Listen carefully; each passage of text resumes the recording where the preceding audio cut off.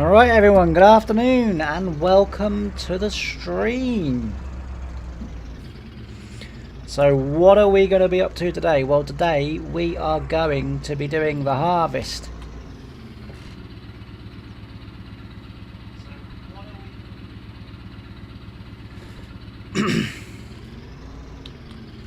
Yes, we've got our wheat to harvest today, so that's what we're going to be getting on with once I can get the buttons sorted out. Right, let's get the combine and we will, sorry, the trailer, and we will crack on. We'll put the combine on the front of the crawler, on the back of the crawler rather.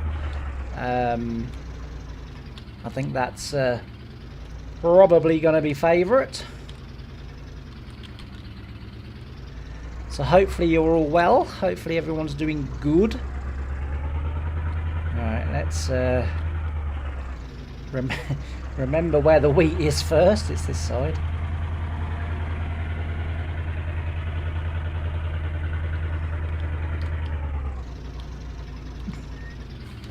I haven't lost my mind. There is a point to doing that.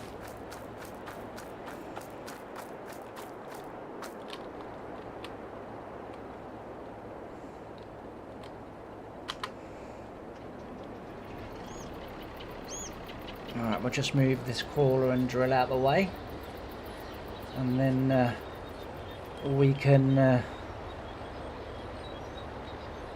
get the harvester attached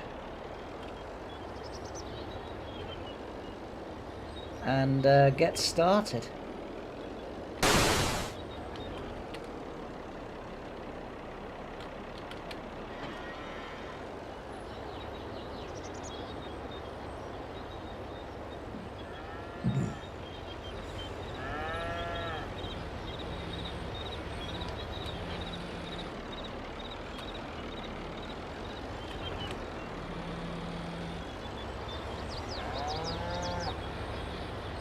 Alright, let's get cracking. I don't know why, but this this harvester has a really weird collision on the end of the cutter bar, and I'm not sure why. So that might be a bit silly. Indeed, it was.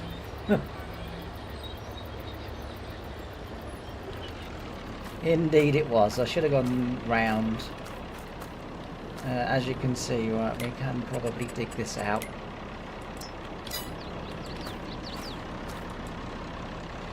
It went much better in rehearsals, you know. Right, unlike Friday's stream where we unfortunately had to keep digging the machines out of the fences and trees and stuff like that. We won't be doing that hopefully in this stream. Hopefully the stream will go a lot better where we do actually look semi-professional, but we are talking about me, so we won't guarantee it.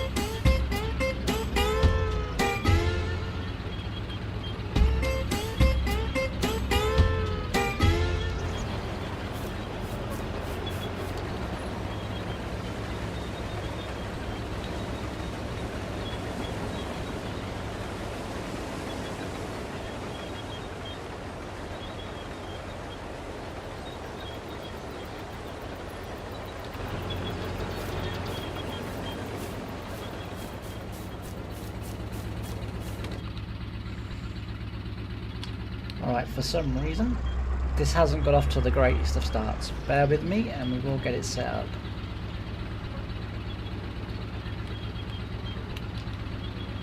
Doesn't help that it's not following the right vehicle. There we go. Now we're in. Now we've locked on.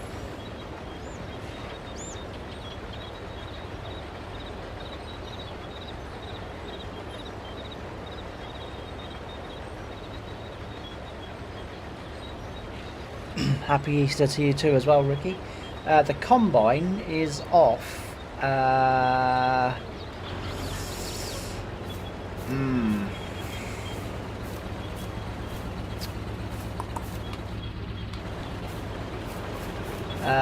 combine is off. I can't think of the mod site name, but it's part of the FS22 old machinery pack. I'm fairly certain if you type in that, type that into Google, it should bring up the mod.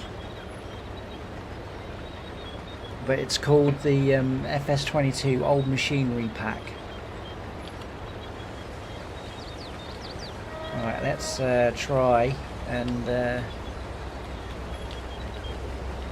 get this working. We just need to speed him up a little bit.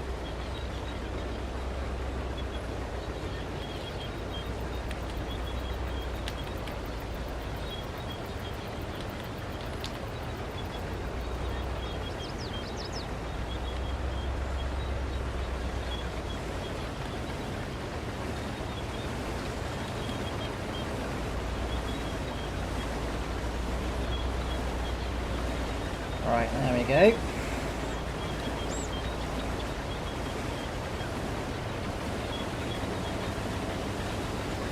You know it makes sense. Right. I think we're all set and we're in now, so I can actually talk now, because before I was concentrating. And I have one of these primitive minds where I could literally only do one thing at a time. But I'm locked in now. Right. Yeah, so today we're going to get this, well, we're probably not going to get all of it harvested in the excuse me, in the time of the stream, but we will certainly do our best to get a vast majority of it done.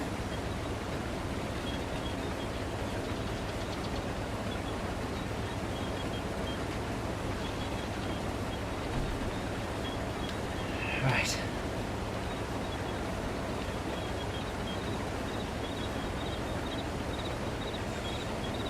So how are you doing today, Ricky? You okay? Hopefully you're doing good.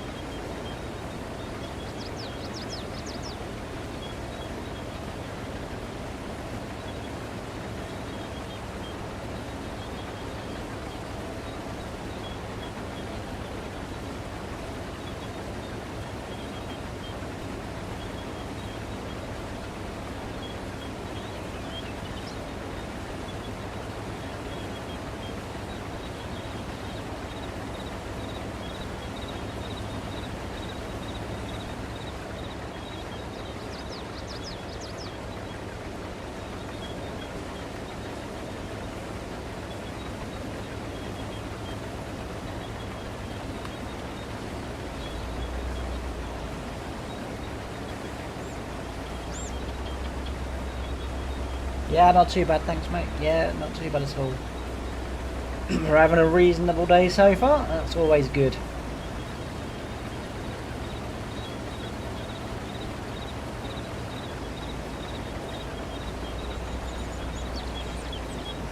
I've got to admit, this morning, well,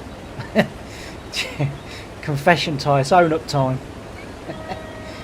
Yesterday, all day, and this morning I've been still playing Farmers Dynasty, the best worst game there is on the market at the minute, and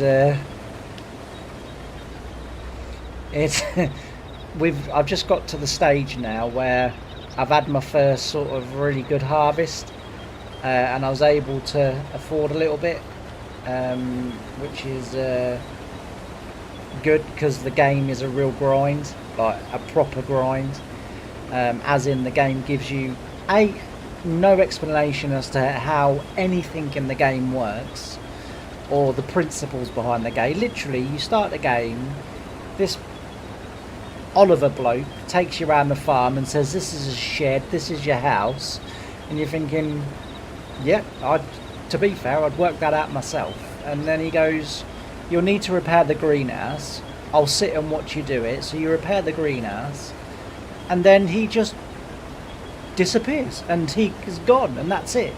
And the game doesn't explain anything to you, and it just just kind of leaves you on your own. So it took me quite a while to figure things out, but I've just had, as I say, my first really good harvest, as in significant harvest where I've actually made quite a bit of money, which is good. And the wife in the game has just had a baby, so yeah, she the thing that made me laugh about that was I woke up one morning, and you go down the stairs and you sort of start your daily routine. You have breakfast and then go and do the eggs, go do the milk and stuff like that. And then it was just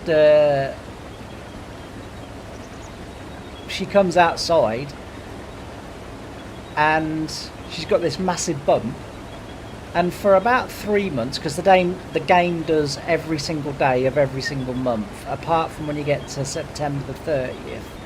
Then when you go to bed that night, you wake up on April 1st. But from April to September 30th, the game does every single day of every month, right? And you can skip time, you can sleep for a week at a time if you want to. Which sometimes I do, but not very often, because there's always loads to do on the game, and the days do run by reasonably quickly, so it's sort of not too bad. But yeah, she's just had a baby, and oh yeah, and I was going to say, we got about 6 months into the pregnancy. She's got quite a big belly, and then you go, because you have to talk to her, you have to keep her happy, you have to sort of sort of do little jobs for her, and as I say, keep her happy, and keep her smiling. And one day you go up to her and you go, and the scripting is something along the lines of, "Hi love, how are you feeling today?" or something like that, right? Or "It's nice to see you," or something like that. And she went, "Oh, I'm pregnant, and we're gonna have a baby. I'm so excited." And you're thinking, Jesus, from the size of you, love, I didn't think you was getting fat. I was like, I'd worked out you were pregnant. That was about 6 months ago. But yeah, the game, as I say, the game does make me laugh a heck of a lot. It's just so funny.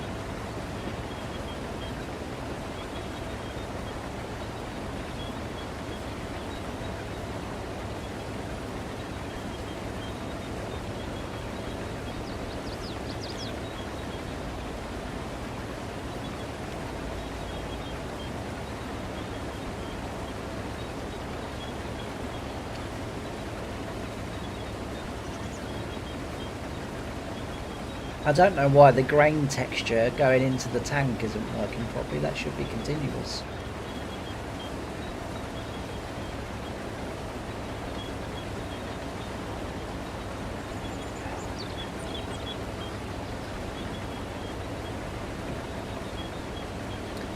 Anyway, that trailer is full.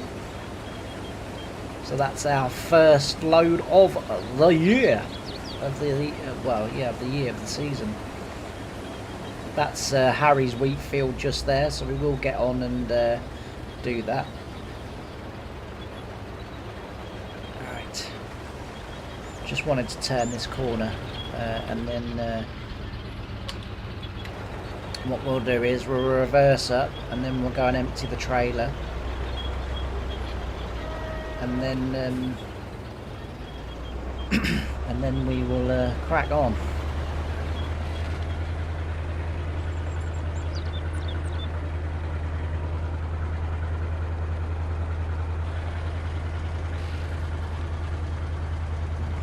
Yeah, I'm looking forward to Farmers Dynasty 2, Ricky. They gave me the first one. So last week, a week ago today actually, I got an email from them that said, would you be interested in playing Farmers Dynasty 2 when it comes out and doing some video reviews for us? And I was like, yeah, I'd be happy to do that, or live stream, because I've been obviously doing way more live streaming now than episodes, and they said, like, if you could live stream it, that would be even better, which, you know, why not? For 1 week we can sort of do a week stream on it, and then if people want to see more, we can do more, and if people don't because they don't like it, then, you know, we can sort of drop it off and go back to what we usually do. Anyway, so I took the game on, because I did see the game originally when it came out. Dagglewin, funnily enough, he covered it, and I did see it, and I thought, yeah, it looks, I don't know, it looked a sort of okay game without being anything special. But anyway, they gave me the, like, if someone's going to give you something for free, I'm going to play it, do you know what I mean? And so I downloaded it last week and started playing it, and like I said, it's the best worst game there ever is. And I mean, I say it's like a really bad game only because it's not optimized, so the textures are all over the place. Even my computer sometimes sort of stutters with it. A lot of it had many great ideas and didn't finish any of them, which is a real shame, because like I say, it's a really great game. And actually, and this is sort of just my opinion, you know, as far as sort of opinions go, I think they'd have a bigger, better game on their hands than Farm Sim if they did implement everything properly. The fact that they don't, or haven't, or, you know, whatever, means that we need to move that.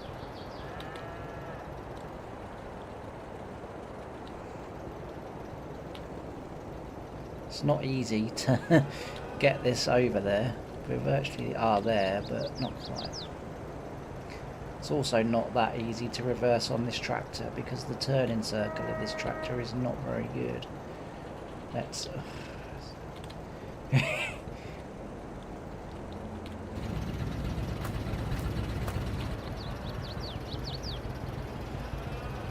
might. Oh, we're not on now.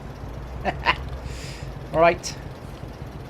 Everyone watching this is going, should have set this up before you came on live stream. And I thought, well, actually, some people might like to see, you know, the challenge of setting this up and getting it working properly.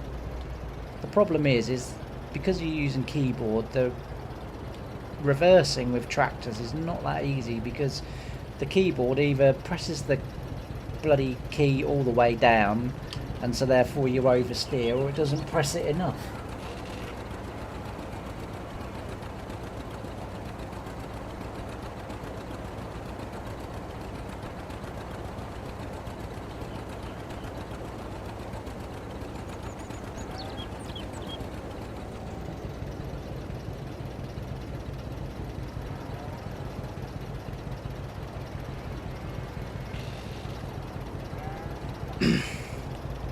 Yeah, that's true enough, Ricky, as well.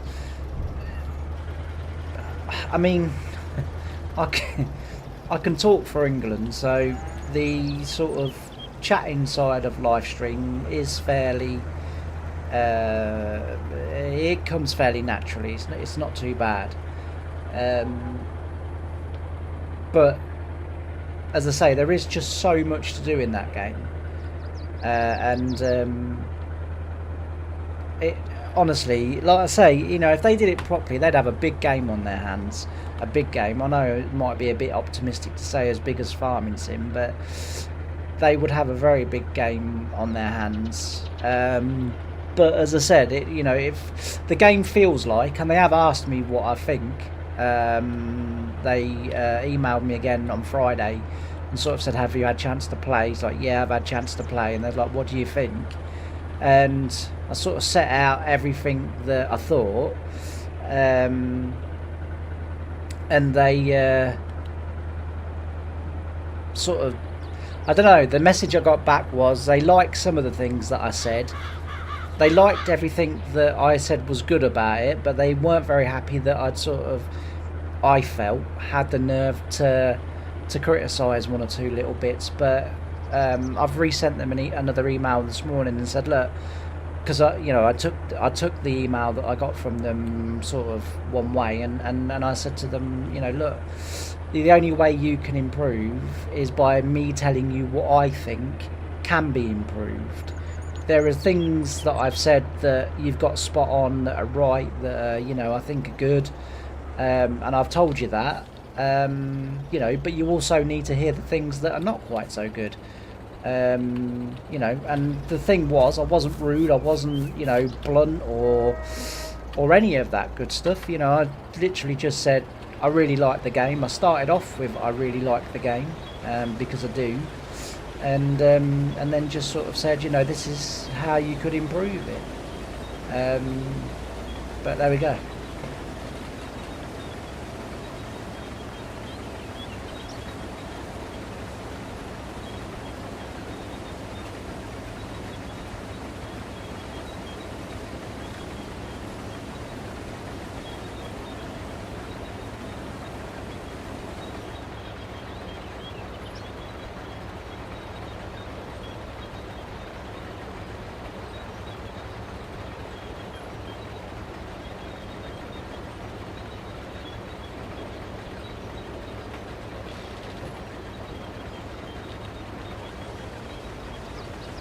Yeah, I agree that, as I say, there is a lot of things within the game they have actually got right.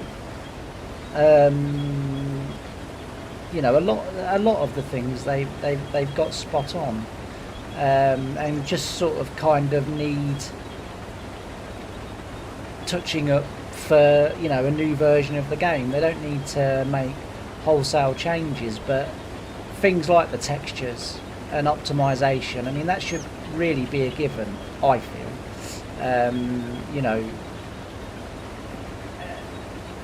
The playability of the game is just, it never ends, because there is always stuff to be doing, whether you're renovating your farm, whether you're doing the animals, whether you're doing the greenhouses, whether you're actually doing farm work or whatever. So the actual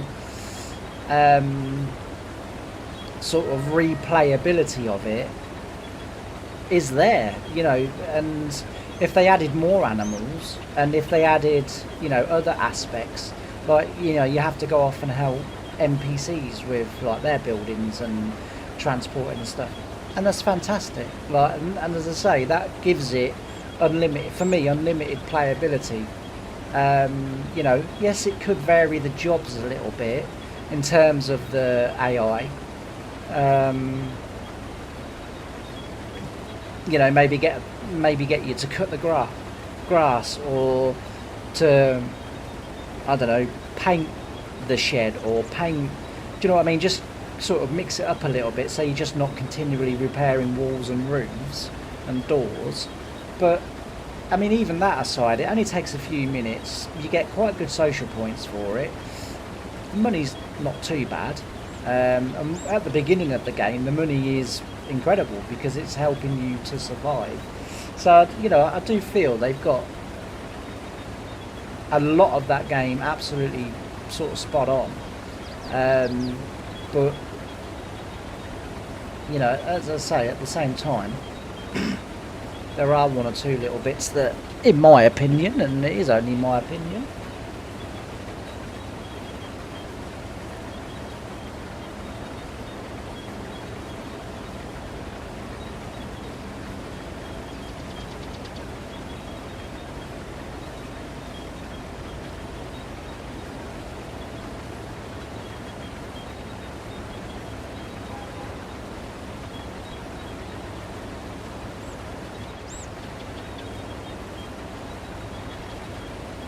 I don't know what game that was.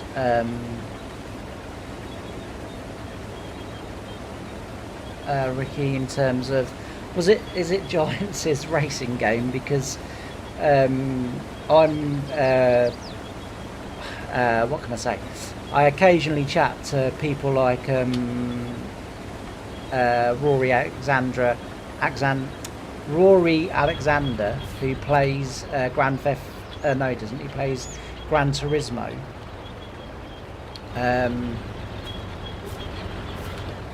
And he tried. I think it's called Project Cars. I think it was called. That Giants made, and he said that it was absolutely terrible. I haven't bought it, so that's not my opinion. You know, I'm just going on sort of basically hearsay.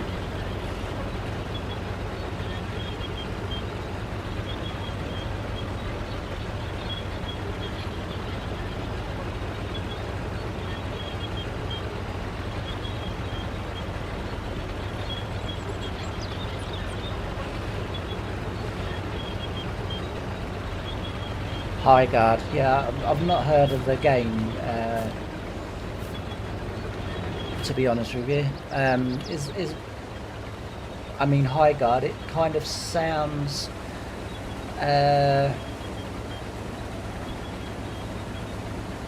like a sort of warrior fighting type game.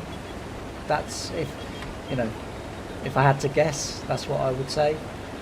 But yeah, I must admit, to be fair, until the people on Steam started getting in touch, Farming Sim was pretty much the only game I played. The only other game I played was Football Manager, and I don't play that very often. But just sometimes it was nice to have a little break from farming and just sort of do that. I did play Car Dealer Sim like a lot, and then in February they updated the game, and they've updated it about 3 or 4 times since, and they've ruined what was a brilliant game, in my opinion. Again, I don't like what they've done with the game. I don't know, just the game before the updates was really relaxing. It was chilled out. You could, sort of make a bit of money. You could, sort of.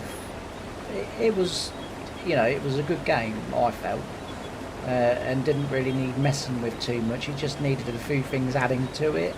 But they messed with all the mechanics of the game and the sort of pricing mechanics of the game and stuff. And like I say, in my opinion, they spoiled what was a very good game.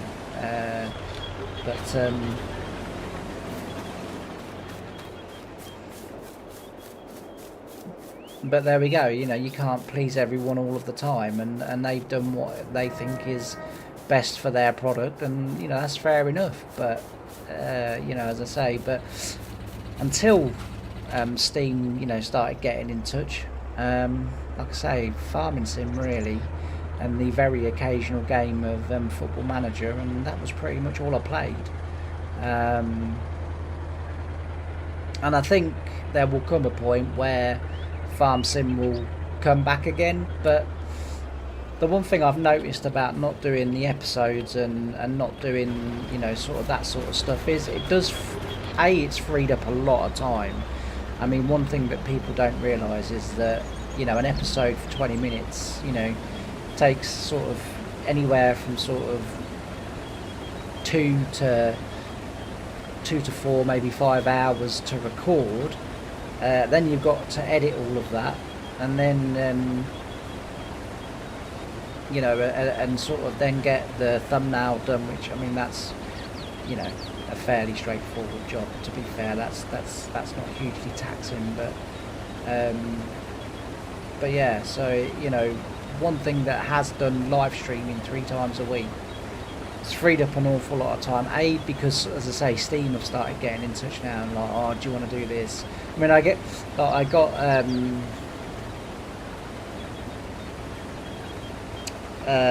can't remember what the game was called off the top of my head, and that was like a sword fighting type game. Well, I'm not really into those games, so it'd be pointless sort of me playing them, because I wouldn't know whether they're sort of right or not. Do you know what I mean? Yeah, textures wise and stuff like that I'll probably know, but the rest of it, I wouldn't have a clue.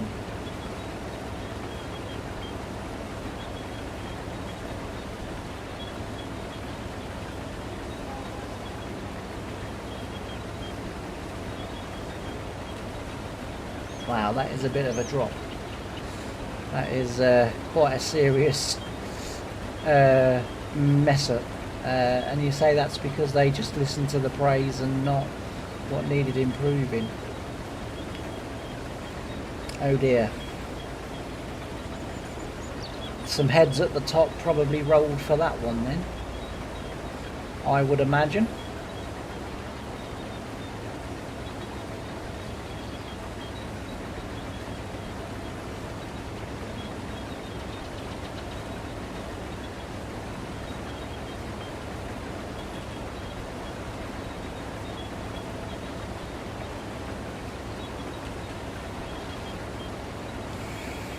Wow, that really is a fall from grace. Yeah, it's it's a shame when, like I say, I mean the person that I was speaking to on Steam, or had been emailing through Steam. Like I say, she, that I say she, it could be a man for all I know, but that that person was.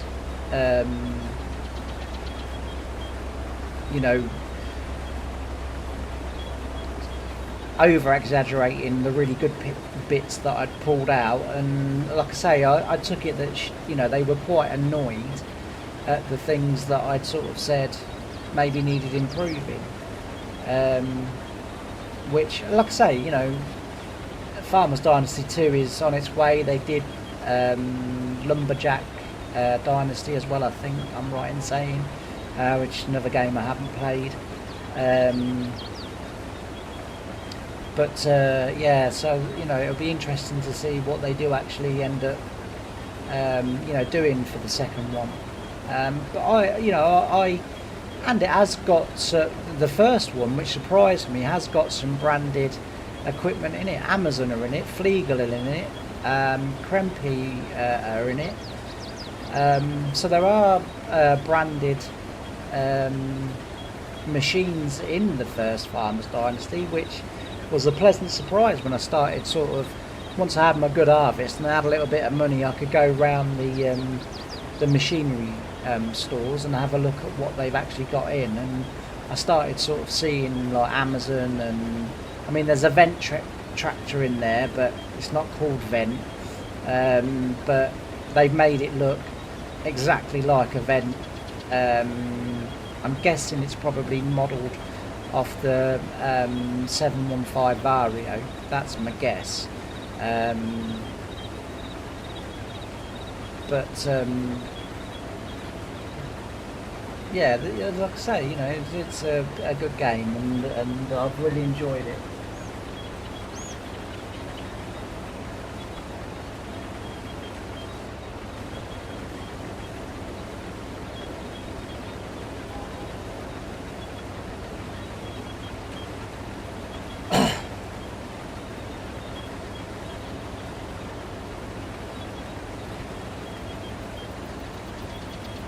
But yeah, so didn't end up getting to Scunthorpe on Saturday, which was rather disappointing.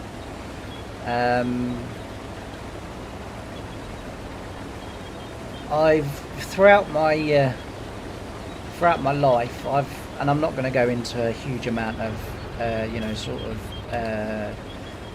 detail and whatever else. Because people, probably not that interested, which I get. It's fine, I understand.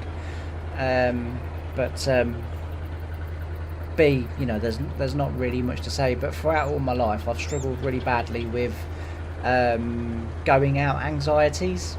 And a few years ago, about 8 years ago it was, I met this. Well, I didn't meet him, but I was in hospital at the time in London. And so it's about 10 years ago.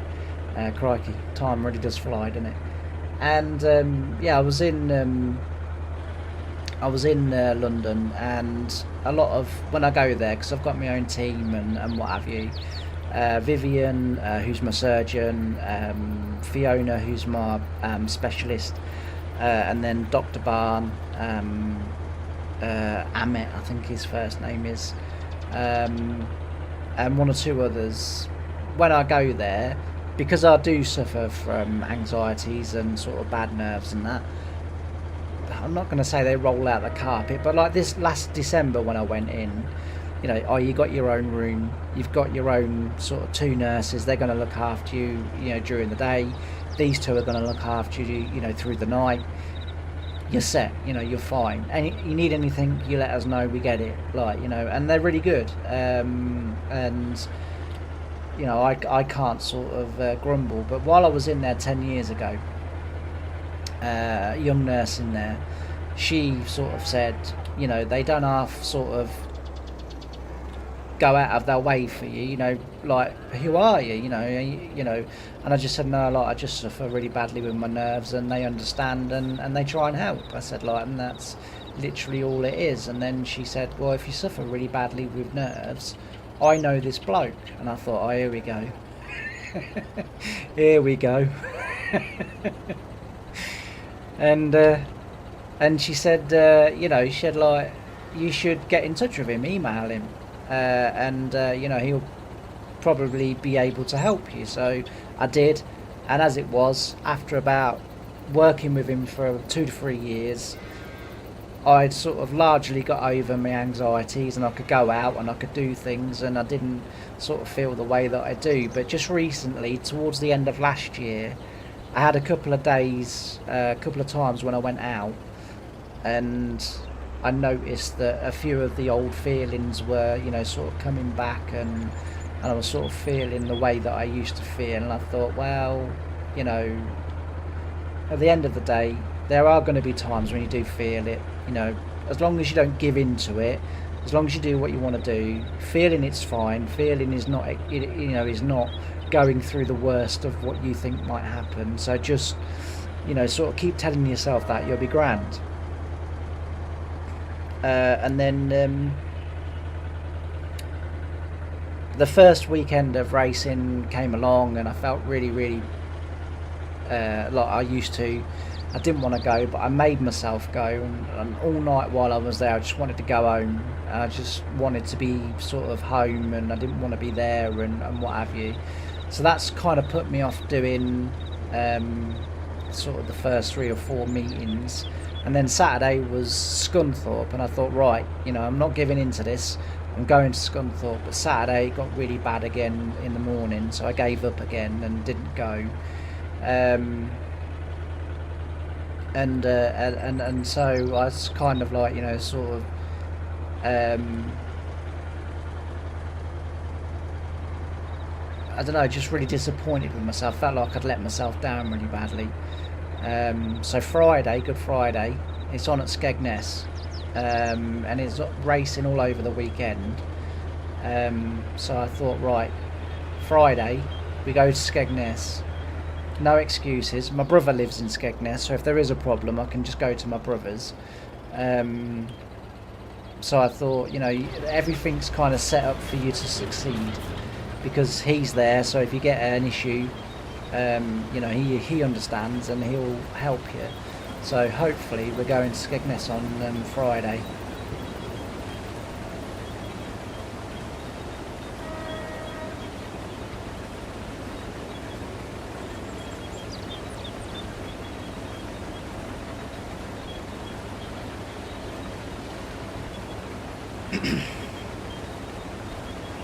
I think the weather there was fairly dry on Saturday, Ricky.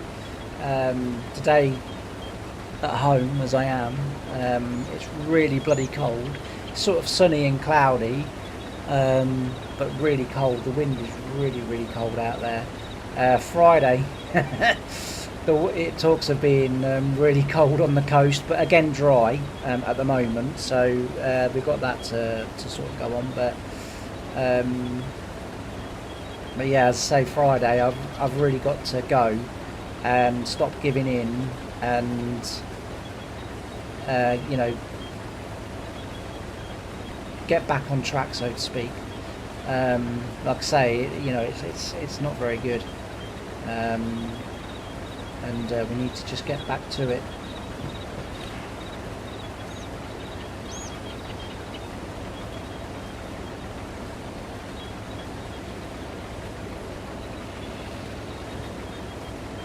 Yeah, you're absolutely right, mate. Absolutely right. Like I say, Friday, it will be done. We will be going. Say Saturday, we can either go back to Scunthorpe, which I might do just to sort of lay last week to rest, because the F1s are back at Scunthorpe again next week. And then Sunday is Great Yarmouth. I'm hoping to go to Great Yarmouth on Sunday. And then Monday is Ipswich. So I'm hoping to go to Ipswich on the Monday. And then if I can sort of complete those 4 days of racing, that will be for me a sign that things are back to normal. I'd love to go to Ireland this year. They're going to Ireland for the first time ever this year. Whether that is a trip too far at the moment, maybe. And then in June, I think it is, or July, I'd like to go to Cowdenbeath in Scotland. I think that's going to be my challenge for the year. Last year it was go to Hensford. That was sort of my challenge for the year. I picked a date, meeting, and said, right, we go. And I did achieve that last year. And the thing is, as always, because I achieved it, because I'd set out and that was what I achieved, I felt really good about myself. So, you know, the rewards for doing it are far greater than the feelings for not doing it and knowing that you should have done it or could have done it. You know, so as I say, we're going to really crack on this week and hopefully get plenty in. And then we'll have to go and rob a bank because we'll need diesel next week. But yeah, so I mean that might be the stumbling block in the end, sort of going out and doing stuff, because obviously is the price of diesel. But we'll wait and see. I mean, I don't think the phony war's going to last too long, if I'm honest. But I think by summer it'll be done, one way or the other. So hopefully, I mean, diesel's never going to drop below £2 again.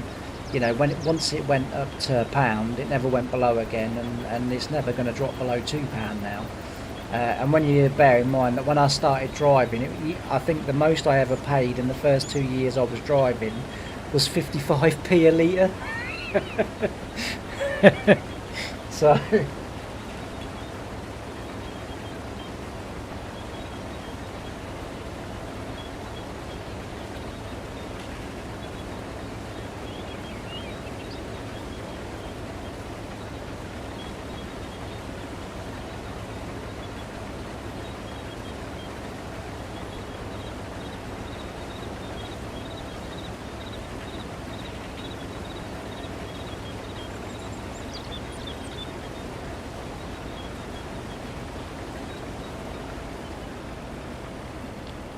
oh, darn it.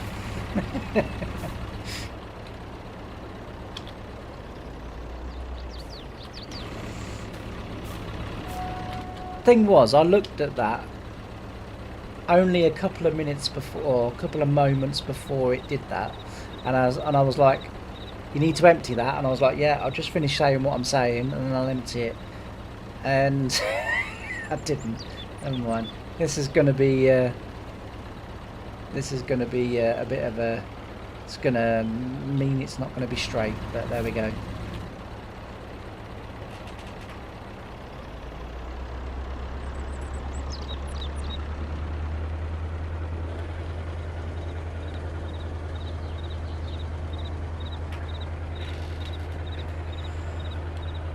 Yeah, I would assume that, say, the drivers, like I say, you know, they're not big teams, they're self-funded. So like you say, you know, if the cost continually goes up, because, you know, they have huge transporters to get the cars to wherever they're going, and then the price of petrol for racing and, you know, diesel for getting there, like I say, it's you know, it's going to be bad for sort of everyone, really. But there we go. Yeah, I never have crop destruction on Ricky. Just I don't like it, to be fair. And like I say, Giant should implement every feature with the ability to turn it on or off. I just, I mean, I don't drive through fields anyway because what's the point? So because I don't sort of drive through the fields anyway, and sort of don't abuse the fact that it's not on, that's how I justify not having it on. So when little things like that happen, which was a genuine sort of mistake, and like when I sort of do genuine, our sorghum does look very good. When it is a genuine sort of little error that I've made, then you're not sort of punished too badly for it. I did do as well quite a bit of work on Saturday. On Friday, sorry, after the stream had finished, I fertilised this field and rolled it and got it sort of to the state that it needed to be, and then we'll sort of go from there.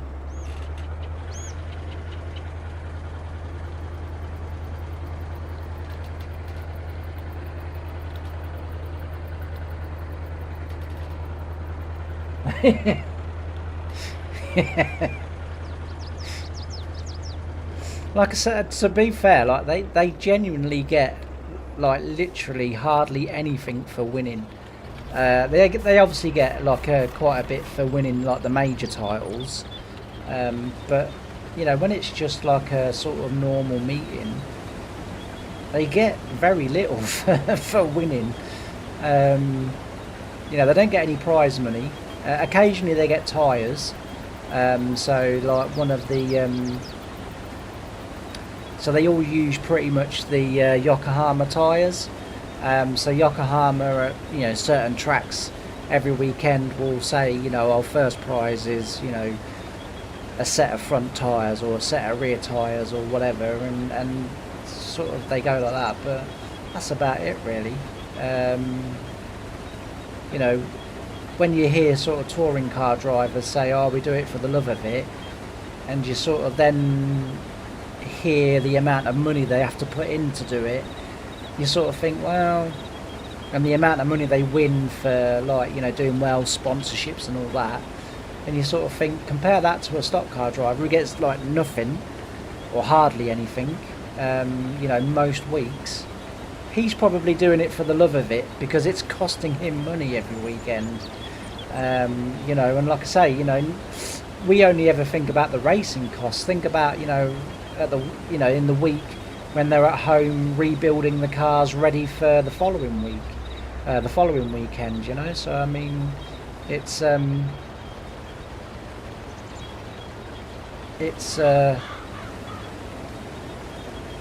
not cheap. So they do deserve a lot of praise.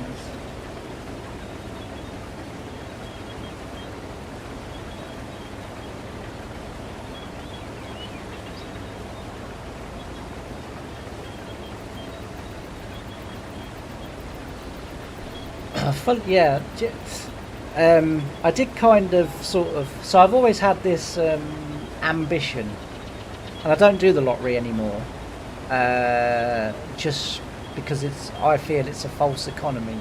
Yes, one time you may win big, but when I did do the lottery, I've only just recently stopped, it hasn't been a long time, but when I did, I always said that if I won a significant amount of money, I would build a racing stable where I would provide the cars, but like take the, try and sort of convince the best drivers, and have my own racing stable. But 10,000 subs, that would be good. I don't think I'm ever going to hit 10,000 subs, if I'm honest with you. Like I say, last week I had about 8 unsubscribe, although Friday stream did bring a sub in, so that was good. But yeah, it's I think 10,000 subs is dreamland. but it would be nice. But last year I did actually. So there's a young lad that races. You can look him up on YouTube. He's got his own YouTube channel, Clark Ferris, and number 66. And there's a rule in his sport, in his particular formula, where any other driver can take your engine, and you can't do nothing about it. So he was doing really well. He was winning most weeks and like coming from the back every week and sort of winning, doing really well.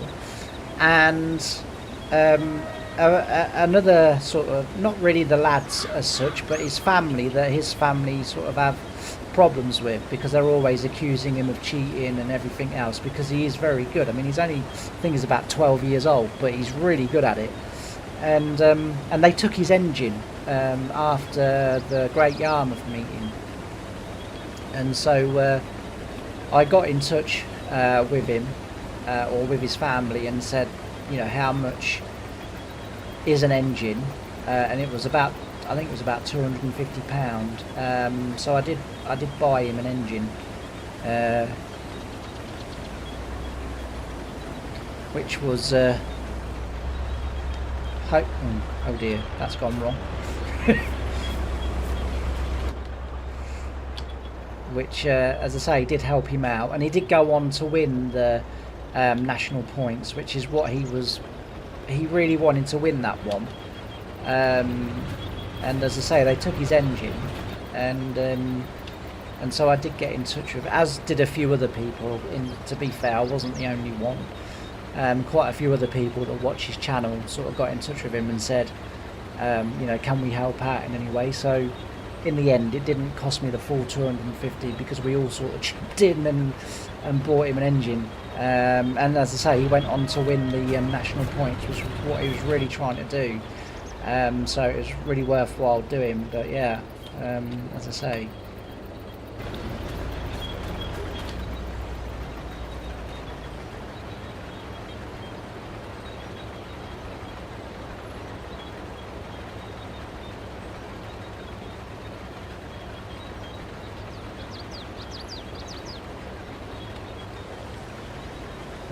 Excuse me. Yeah, so as I say, we were able to do that for him. So Sunday he's racing at Great Yarmouth. I think it's Sunday. So we'll go up to Great Yarmouth and see him on Sunday. Whenever he comes sort of locally to me, or if he's on with other stuff that I like watching, then I always go and say hello to him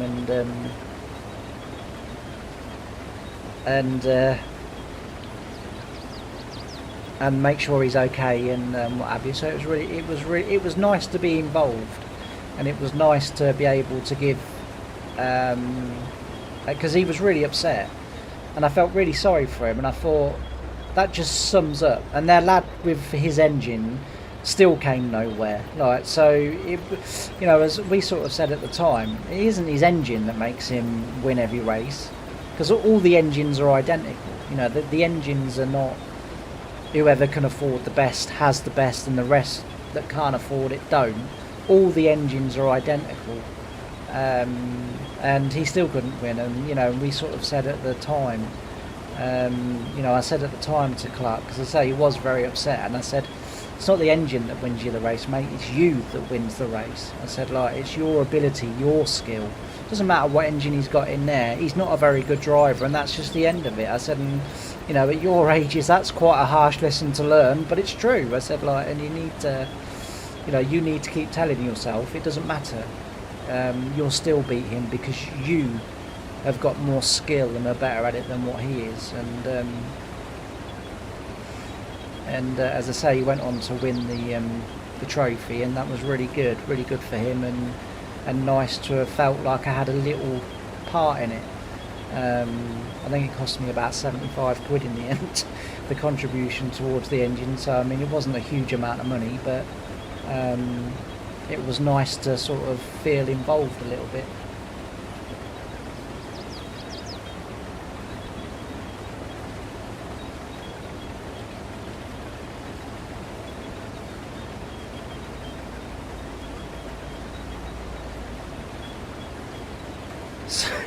So So apparently on Friday, the lovely mother kept coming in, or she came in a couple of times. One was to close the room window. I don't know why, because she wasn't in here. But she came in and closed that. And then the second time she came in, she was like, "Do you want chips? Chips?" And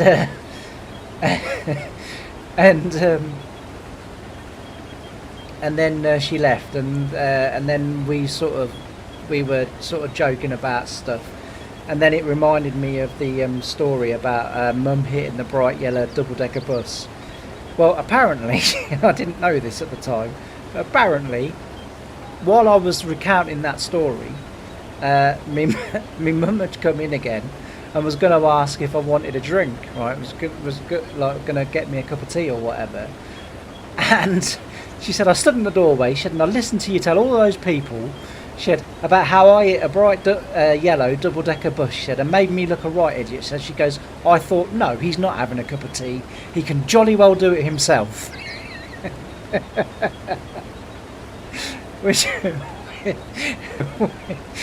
Which just sums up my mum absolutely perfectly. Jolly well do it yourself, young man.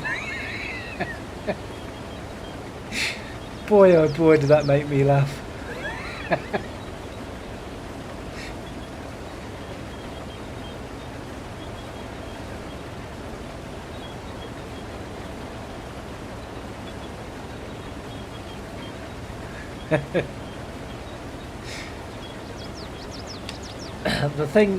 The one thing, I mean, sort of my dad, obviously, I mean, he was older than my mum, but God bless him, but he did sort of, as the years went by, he did sort of lose the sort of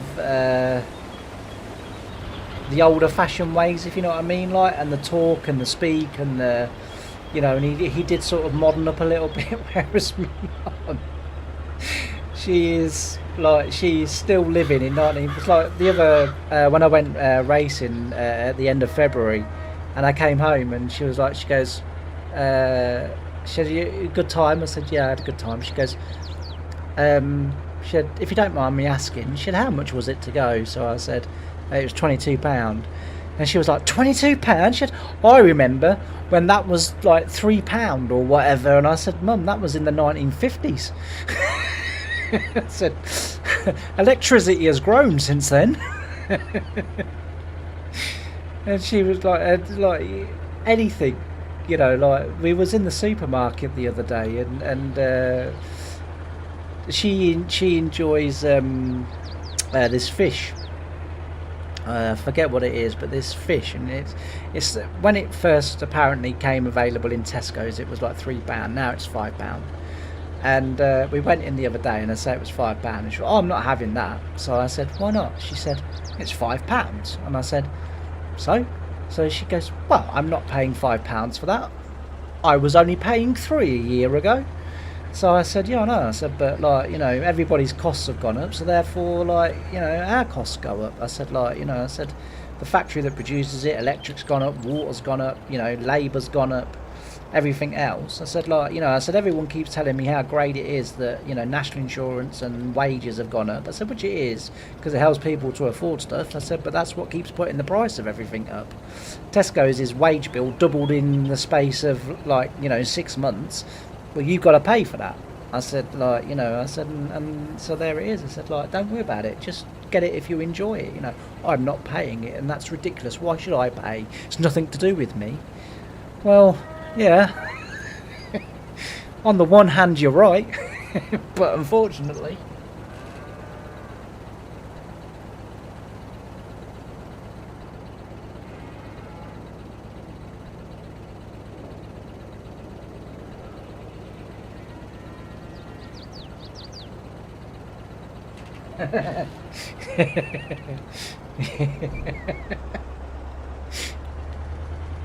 I know what you mean with the telephone voice. We've just got rid of our landlord, but landline, not landlord. Our landline. But yeah, Mum had oh, good afternoon. This is the Dawson residence. Pauling speaking. How may I help you? You used to stand there and look at it and go, well, that's not how you talk. As kids, we used to stand there and look at, and then go to Dad. What's got into her? Dad used to be like, it's telephone voice, like you say. Yeah, it's or if we were out. Oh yes, James is marvellously well behaved. And then you get in, get upstairs, you little shit. How dare you show me up in front of all those people? It's like, well, I'm sorry, Mum. I only said I didn't want more cake. No, I only wanted more cake.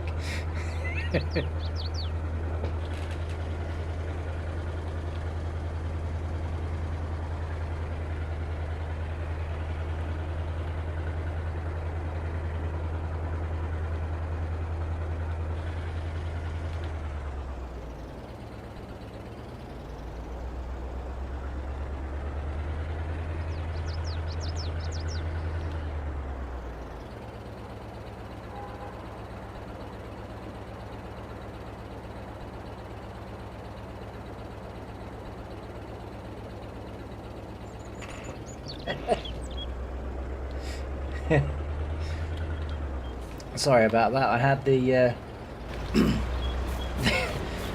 the cataract eyes gave up on me there for a second. I had to really lean into the screen. I was like, what does that say?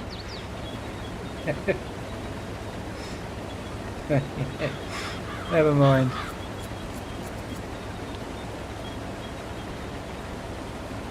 Oh yeah, she does. As I say, she does. She does make me laugh.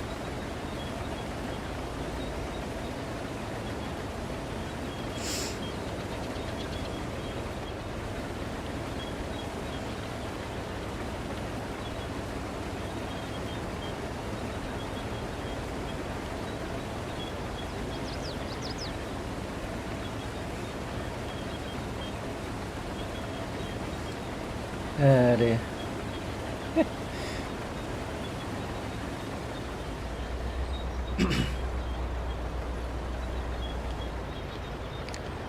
I think all must be forgiven. I apologise if the sound went. I tried to just mute the microphone, not the game sound. But she's just brought in a tea, so all has been forgiven about it.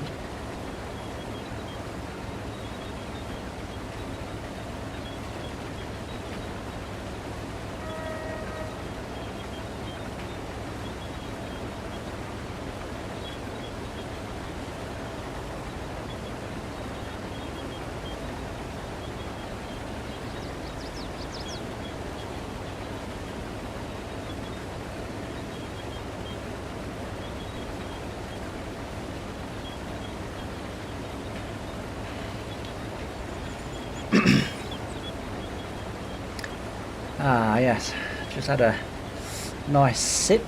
She's put about 4 litres of milk in that. Not too much of that tea's going to get drunk.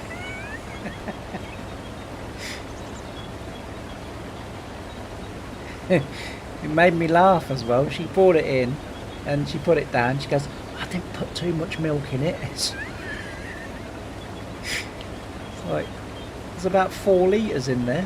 I like it really dark, not black. I can't drink black tea, but just so you can see that the milk has changed the colour slightly. But yeah, never mind. It's the thought that counts, isn't it?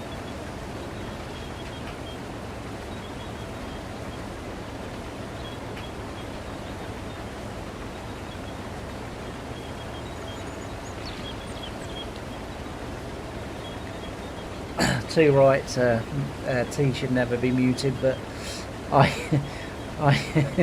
from Friday, she when I went in, when I finished the stream and I went in, and she said, I didn't know you was on that computer thing.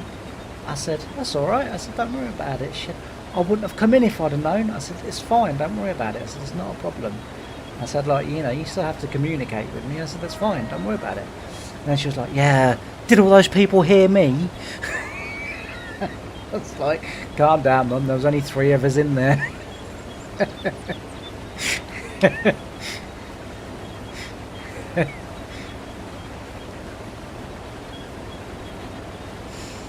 It's fine.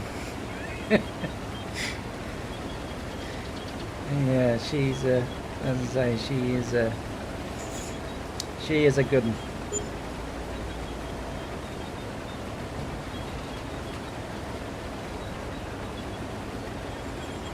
Afternoon, PA Ploughboy.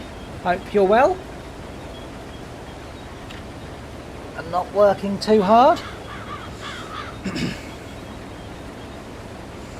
As you can see, we're doing a bit of harvesting today.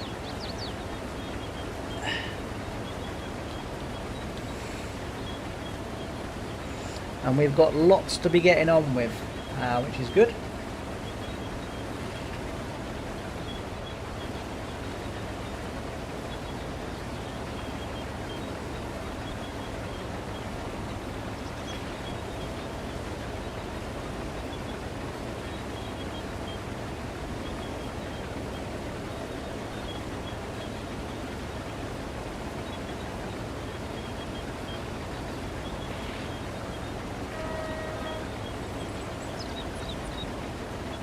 Yeah, I don't mind coffee, but coffee does trigger my arrhythmia, the same as Coca-Cola. Coca-Cola and Pepsi, they trigger it as well.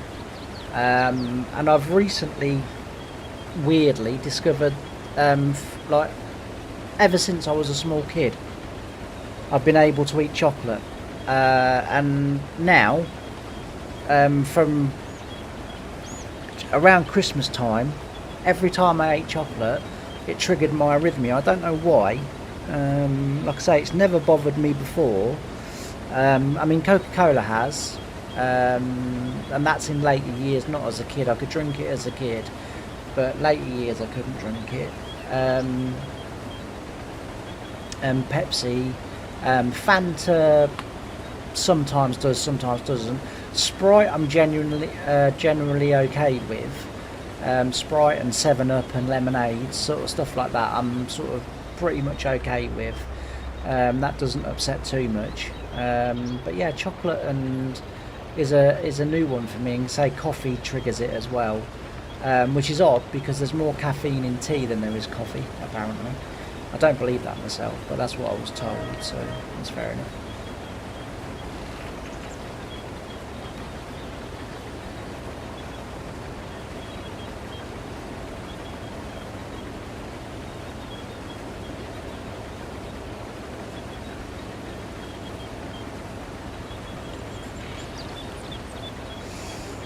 The old fence out of the shed today, is it, PA Ploughboy? It's good that I used to like spraying. You know, you just sit in there, and I say the Agrifac that we had, 6,000 litre tank, it wasn't filling up very often, so you could just sort of just chill out. Spraying was a nice chill out job.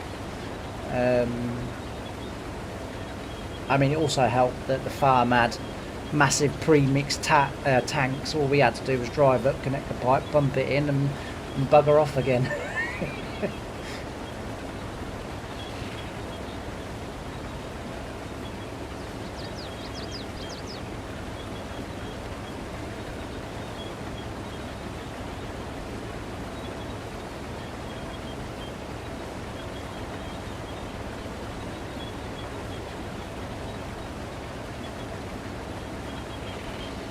It's good when things work out like that, isn't it, Ricky?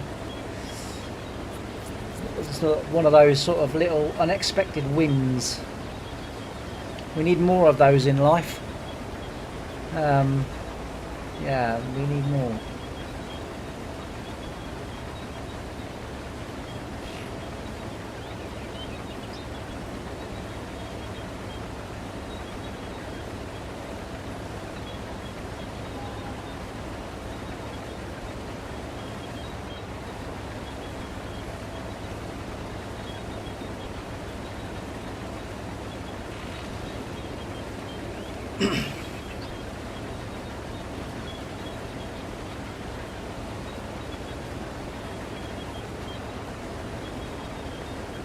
we'll try and get as far around as we can before the tank fills up, so we haven't got to drive the tractor to and from quite so far. All of these fields here, so this one here and them out there on that side of the road, I'm hoping to buy them. That completes a nice little sort of triangle for us then, or not triangle, but a nice little block for us, that's the word I was looking for. And then we won't really need to grow the farm, or 2 farms as it is, much more than that for quite a few years.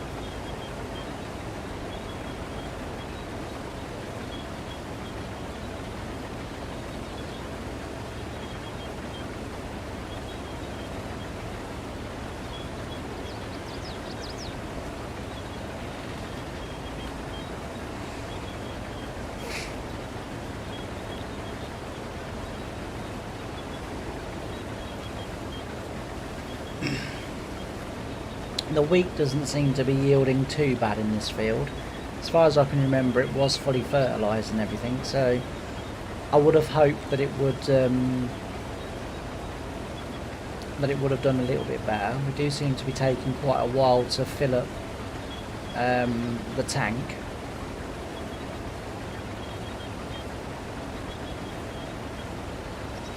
And I also can't understand with this harvester why the grain going into the tank animation keeps quitting. It shouldn't do. I don't quite know what's going on there. Some weird things are afoot.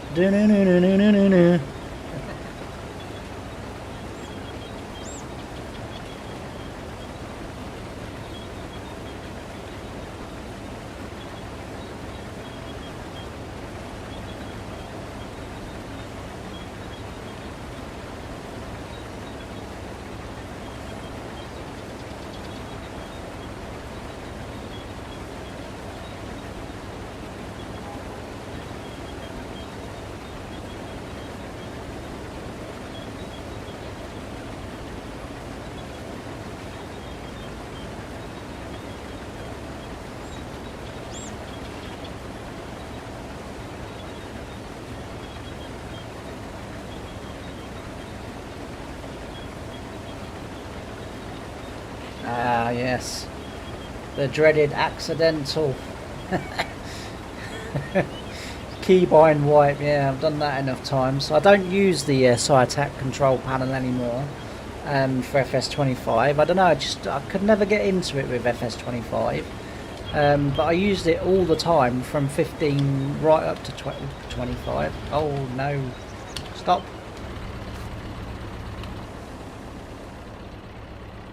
Right, let's unmess everything up. Go and get this empty. The combine was nearly full, so we'll go empty this and then put the next load in and then go again.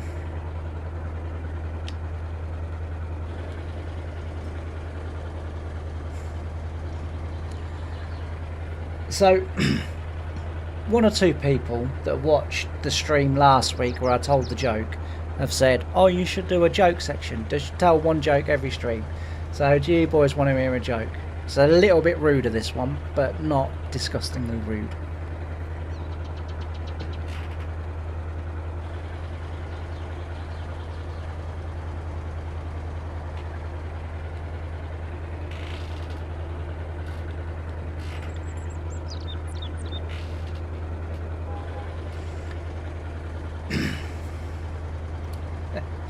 Right, here we go. Like I say, it's a little bit ruder this one than the first one, but it's not like disgusting. I need to find the level of me audience. So, a 20-year-old girl was out with her dad in the car. They were going shopping. It was Christmas time. And the dad says to her, "What are your plans for later today?" She says, "I'm going out with my boyfriend." So he said, "Oh, that's nice."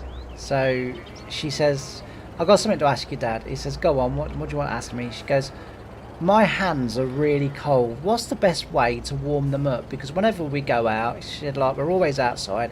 They're really cold. When we get in the car, I'm freezing." So the father says to her, he says, "The best way to do it is stick your hands between your legs."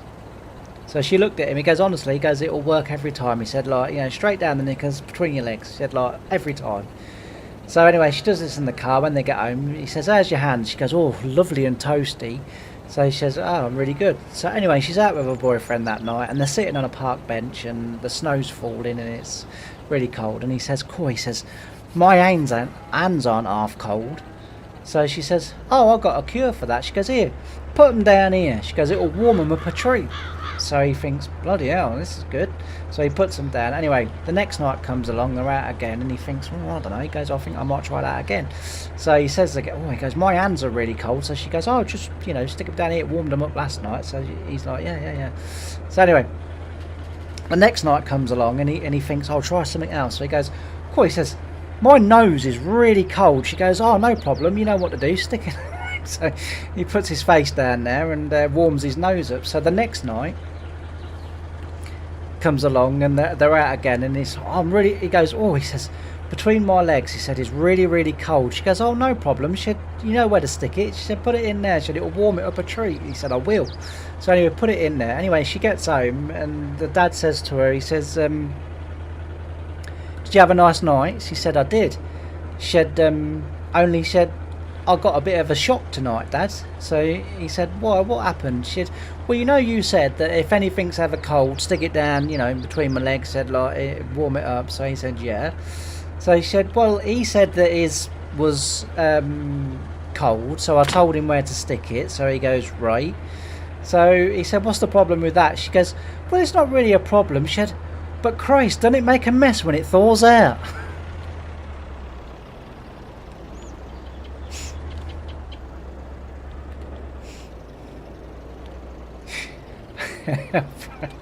I've probably offended everyone. I do apologise, but I quite like that joke.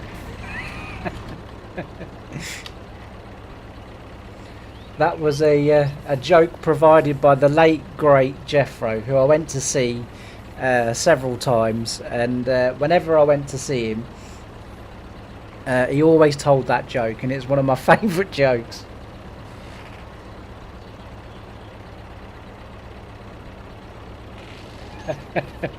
So hopefully you all enjoyed it and just took it for what it was. Otherwise, I'm going to be removed from YouTube. But now, like I say, it's a great joke that, and you know, as I say, the amount of times I went to see him, and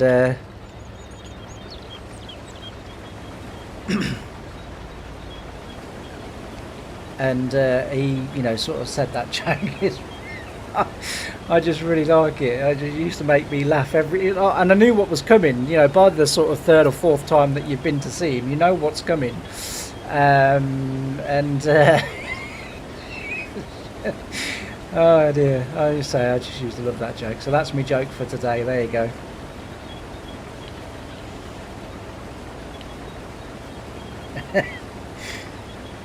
Yeah.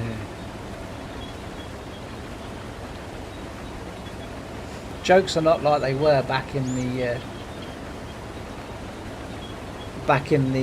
sort of 80s and 90s, early 2000s. Like, you could tell a joke and people would laugh and get on with life. You know, now you'd say a joke and it's like you've basically just crapped in the Queen's tea. Do you know what I mean? Like, you know, it's a tricky old time for jokes, unless you are actually a sort of proper stand-up comedian. You tend to get away with it a little bit, but the likes of me, not always.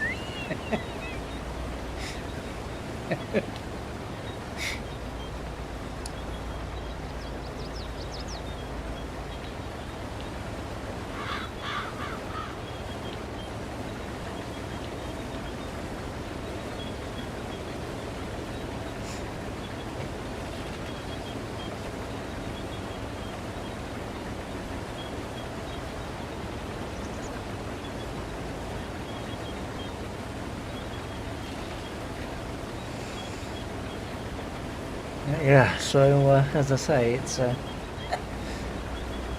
a bit of a grey area. It can be if I take a little while to see or respond to comments. Yet again, my screen has just updated again, and like loads of comments have come all at once. So it's not that I'm ignoring them. It's that the screen is not updating very quick. I have tried to sort that out by following a couple of YouTube tutorials, but I can see my internet's good, because on my other screen I've got like the internet speed to make sure that obviously I'm not, you know, sort of losing connection or anything like that. So my internet speed's good, but for some reason the monitor just doesn't update straight away. Sometimes it does. Sometimes, like, I'll say something like we was talking about something earlier, and like the response came almost immediately, and it was like, okay, this seems to be working. But as I say, I've just got like 4 pop-ups straight away. So don't think I'm ignoring, because I'm not, or, you know, just picking and choosing.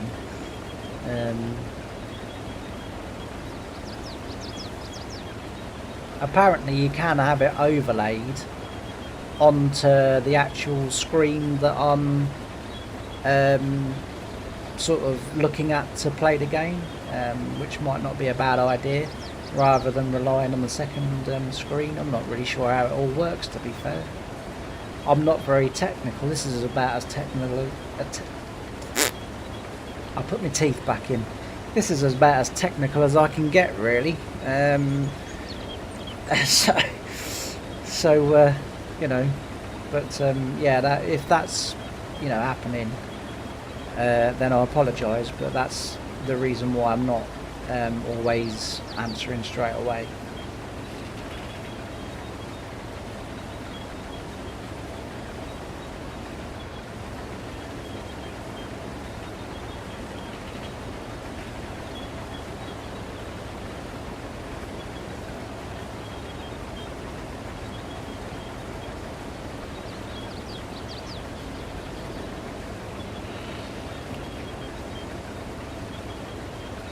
Right, that's the trailer full again. If we carry on like this, that bin's going to be full, which is good. I've said it in the episodes, and I know I could do something, like I could take the money out, but that is one thing that does frustrate me with the save, is that the game is based on modern day prices, and obviously we're in the 1950s, but like I say, we could remove the money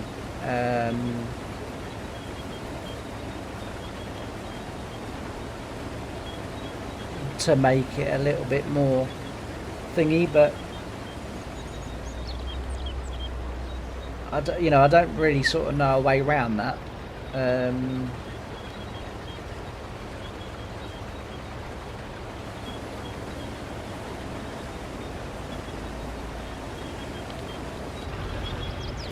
Right, just very quickly, I want to check something.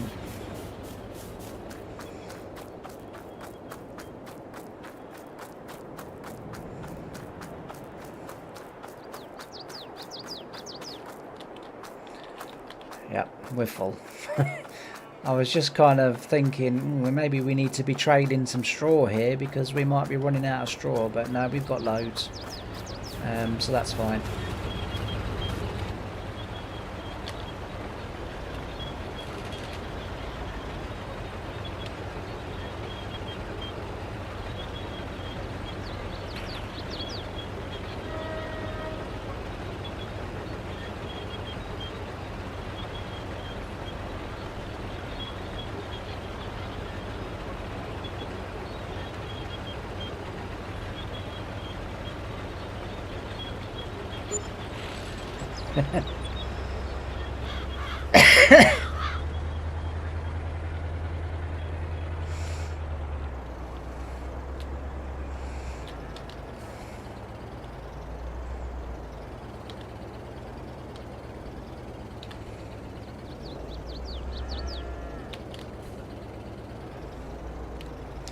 can't believe I used to be a tractor driver. I used to be able to reverse my trailer up to anything, but I always struggle in game reversing up to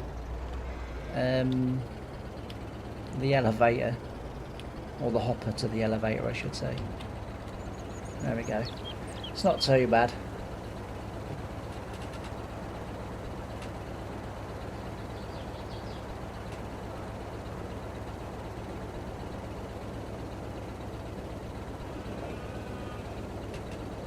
It's not too bad.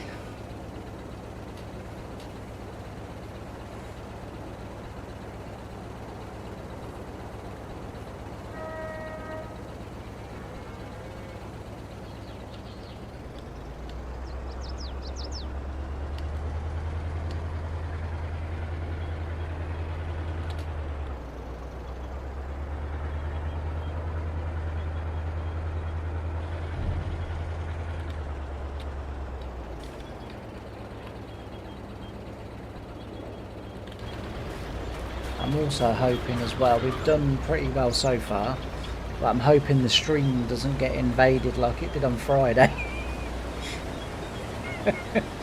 Whilst all that was going on, I was furiously googling how to remove someone from the chat, because I had no idea what he was doing, or she, because it could have been a she, but yeah, I had no idea what they was doing, but I was like, kind of like, how do I remove them? Like, I don't really want this rubbish in my stream. But thankfully they did about, was it about 4, maybe 5 messages, and then they seem to have leave on their own accord, which was good. So but yeah, hopefully we won't. If this streaming business does take off, I will eventually be wanting to have you know, admin or whatever you call them, to basically, you know, sort of kick people out, or and to help with you know, running the streams. But yeah, sort of, I didn't like that Friday. But yeah, never mind. I mean, it was, you know, a little bit funny that my little old stream, as much as I enjoy it, and you know, and I really do enjoy doing it, that someone felt it necessary to go through.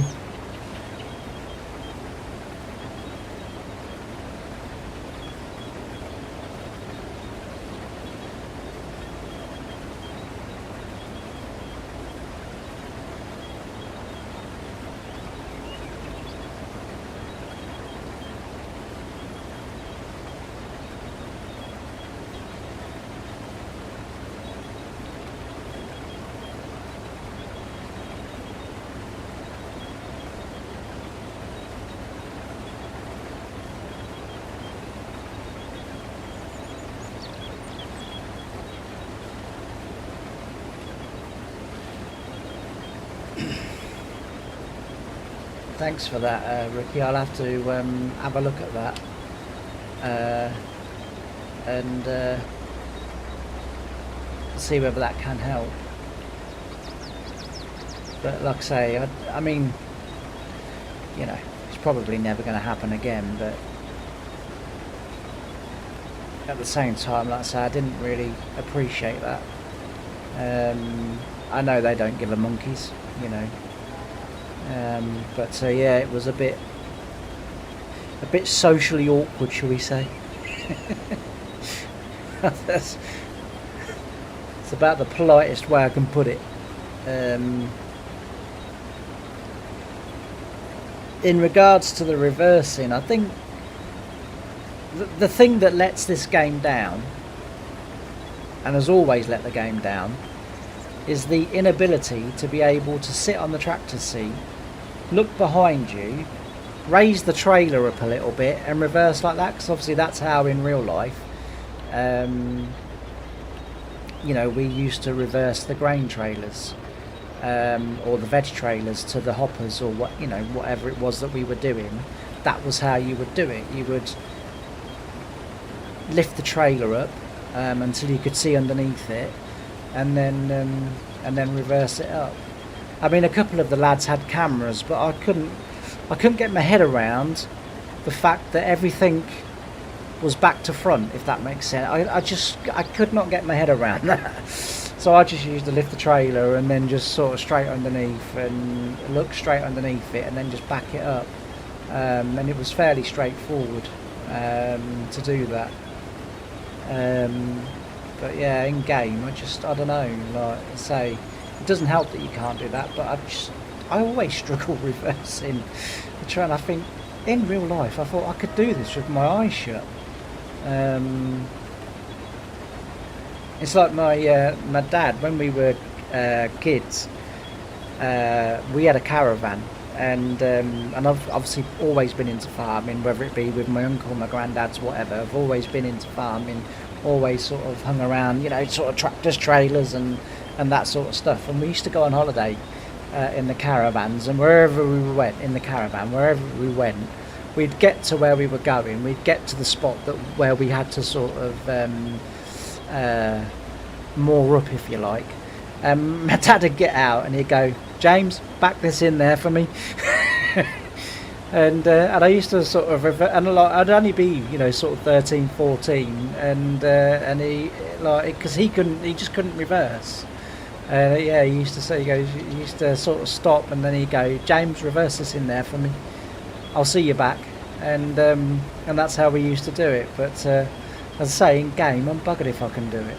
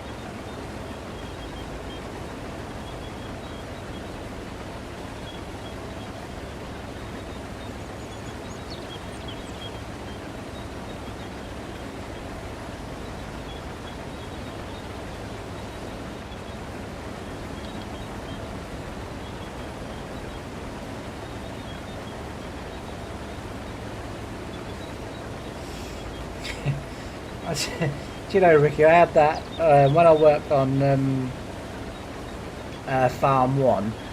I had exactly the same issue. Alright, not being strong enough to push the pedals, but we had a David Brown 996. I loved driving that tractor, but the seat was so far back from the pedals I couldn't reach them, so I used to have to really perch on the edge of the seat in order to be able to reach the pedals enough to be able to push them, like the clutch and stuff like that, all the way down to the floor. And we also had a 1455 or 1455 XL case tractor, which is what I used to pull the Berthoid sprayer on. And exactly the same issue in that. The seat was so far from the pedals. I used to have to sit all day, sitting right on the edge of the seat, just so as I could reach the pedals. And in that tractor, I could just about get the clutch down to the floor. But yeah, we had 2 or 3 tractors on the first farm that I just could not reach the bloody pedals. The track marshal, when I got to drive that wasn't quite so bad, because if you let go of the accelerator in that, obviously the tractor would stop anyway, so it wasn't quite so bad. And obviously you had a hand throttle as well that was quite close to where you sat, so again, not so bad. It wasn't sort of so terrible, but but in the 1455 and the 996, I honestly, I could as hell reach the pedals sat on the seat. Like I say, I virtually had to perch right on the edge to be able to push the pedals in.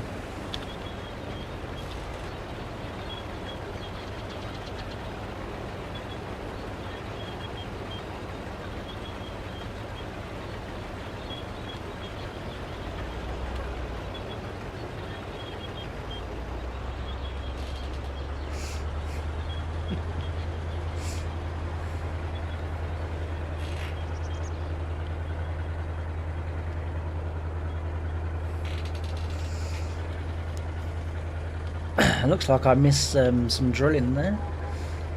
We'll ignore that though, alright?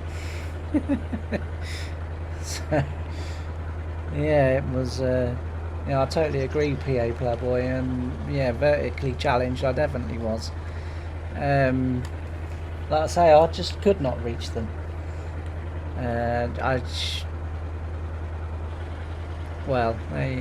Just couldn't. It used to be really, really funny. Because then, like with John, who I work with full time, Ray worked on there full time in the summer, but he didn't work on the farm in the winter months.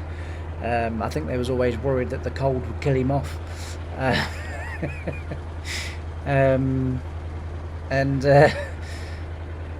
They used to call me Shorty because I couldn't, as I say, reach the pedals. I mean, in my John Deere it wasn't so bad because I could just slide the seat forward and reach the pedals that way. And we had our own tractor, so it meant that once I'd got the seat set, it never got moved. And I think we all had a bit of a sort of understanding that if we did have to, for whatever reason, drive the other one's tractor, then we didn't touch the seat and the radio and stuff like that. We just left it as they had it because in theory it was their tractor. There we go, that's better.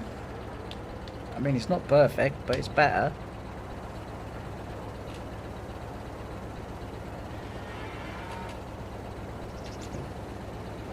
There we go.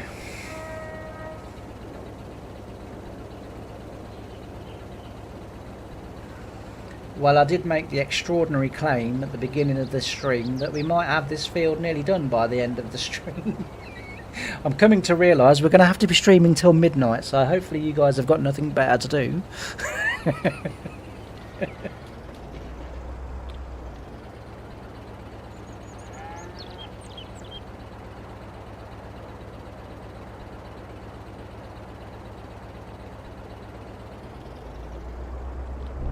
Yeah, on the back of this trailer you can put multiple trailers on.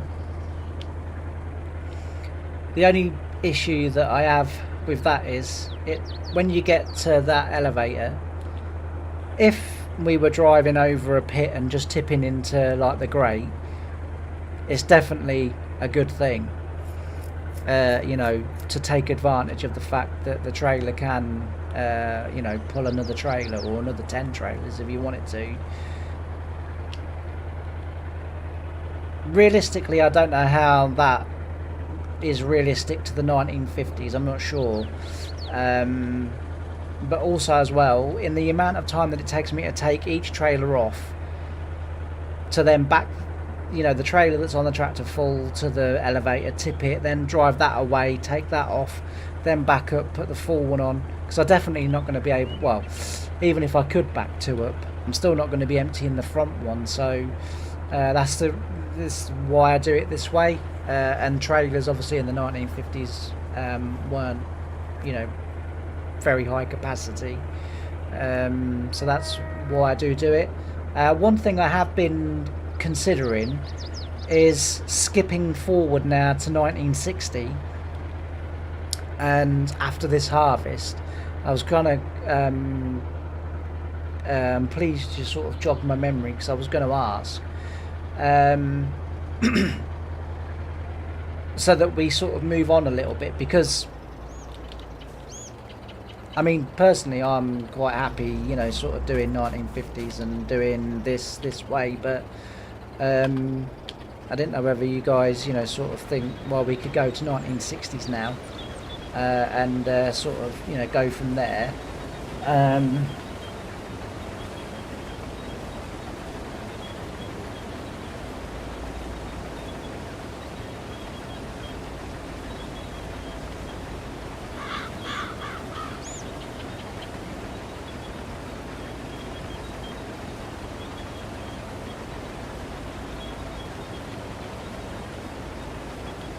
That's fair enough. I didn't realise that, Ricky. Yeah. Yeah, again, with the side tipping, I didn't, just because I thought the side of the trailer is obviously a lot wider than the hopper that you tip into, and so therefore I thought, in theory we should be spilling more than we're putting in. I like through Ray, because Ray watches this series and these videos. So Ray, if you're in the stream, say hello to everybody. Prove that you're real. But and it would also be good to hear from you, mate. And he said that what they used to do was back in the 50s and right up to the sort of mid to late 80s, was they would tip the trailers up on the concrete in and around where they were loading it through the augers, and then just shovel it in.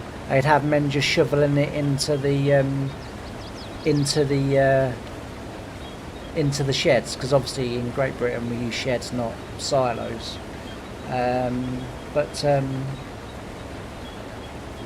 Yeah, so I suppose I could do that.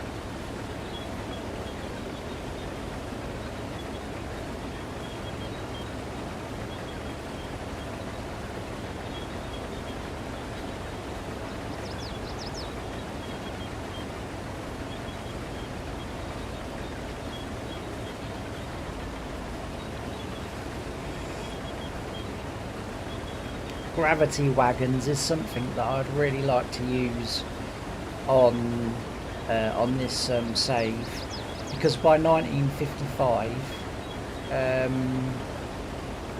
or 53 I think it was, the dairy farm were using self-propelled combines, and they were using 3 self-propelled combines and gravity wagons. So although I couldn't find the actual combines they had, I did find one that was fairly similar, which was the Lansdowne John Deere ones. But those combines, the augers wouldn't go over the gravity wagons, and the trigger on this trailer for those combines was with the auger not over the trailer. It was like just before the side of the trailer, and so that didn't look right either. That looked awful, like emptying onto the floor, but the trailer trailer filling up. It was the same with the gravity wagons as well. If I tried to tip it actually into or empty it into the actual trailer, the auger wouldn't go over the side. But I could empty it next to the gravity wagon on the floor, and then magically the gravity wagon would fill up, and I didn't really like that either. Whilst I accept it's not and it can't always be 100% accurate, I don't want to be emptying onto the floor with a trailer magically. It kind of ruins the immersion, not only for me, but sort of I think for people watching as well, because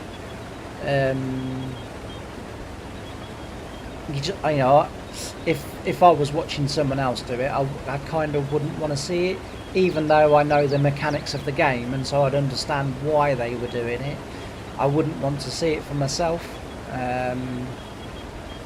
and so that's why I don't do it. But you know, which is kind of why I've sort of intimated that maybe possibly skipping ahead now to the 1960s, because by the 1960s they bought another set of combines, and the next set of combines that they bought, the augers will go over those gravity wagons.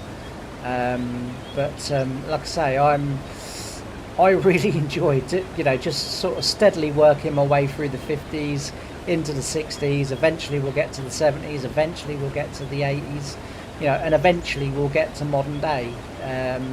The one thing I have started doing, which is when sort of crops are growing and there's not much to do, I am now skipping time forward rather than trying to find silly little jobs somewhere, and sort of learning to do a lot of the tedious sort of repetitive stuff off camera, and then just leave like the streams and if we do episodes for the sort of more enjoyable stuff, if so to speak.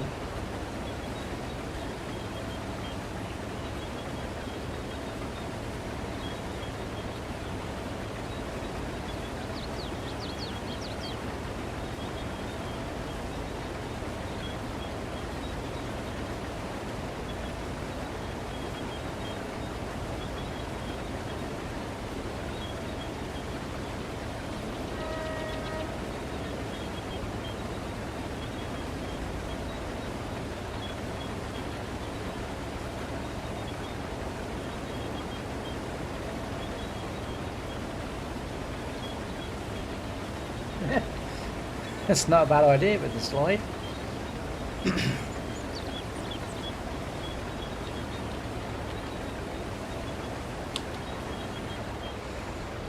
Oh, I just about noticed it that time.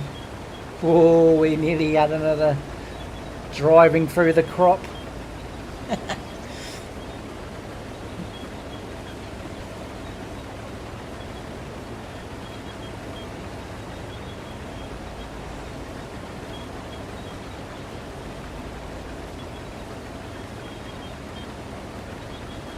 I was quite impressed this late morning, early afternoon, when I was looking for a thumbnail for the live stream, that I managed to find a combine in it that does actually look quite a bit like this. I was quite chuffed. I was like, oh, that's pretty cool, I'll use that one. I know they were a different colour, but excuse me, yeah, I was quite impressed.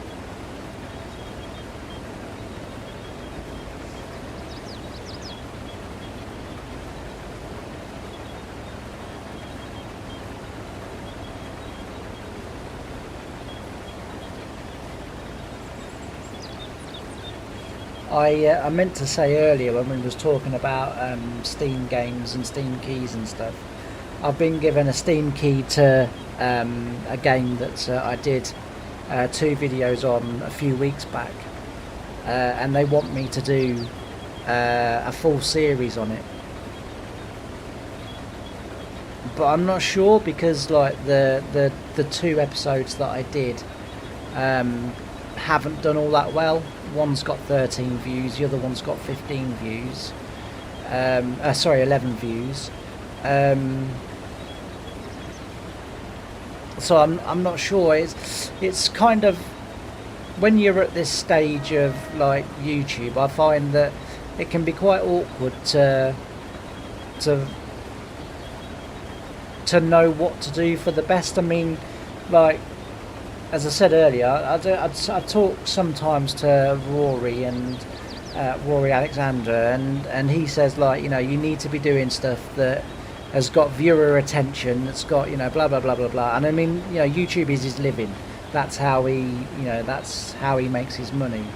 Whereas YouTube isn't my living, and and I think it makes you approach YouTube a little bit differently. I think you kind of, like, I look at it and think I just do what I enjoy, because if people watch, fantastic.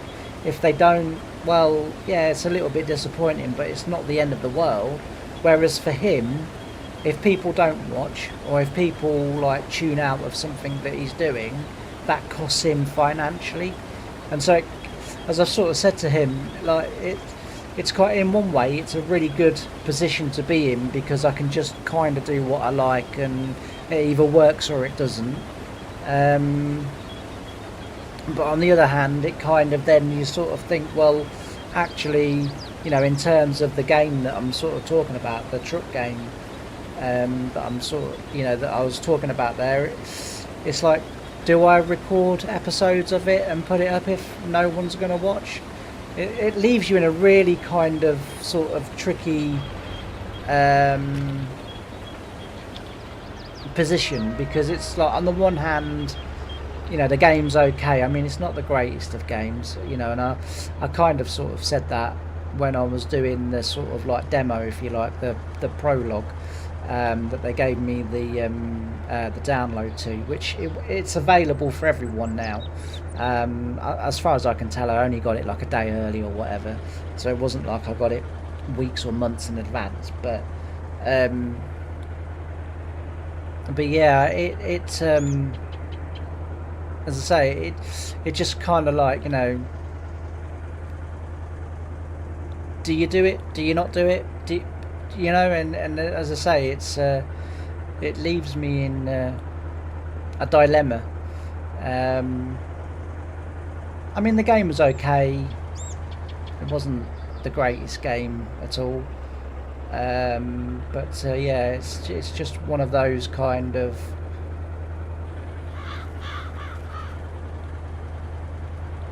you know, would people be interested in seeing it, or you know, or watching it? I don't know.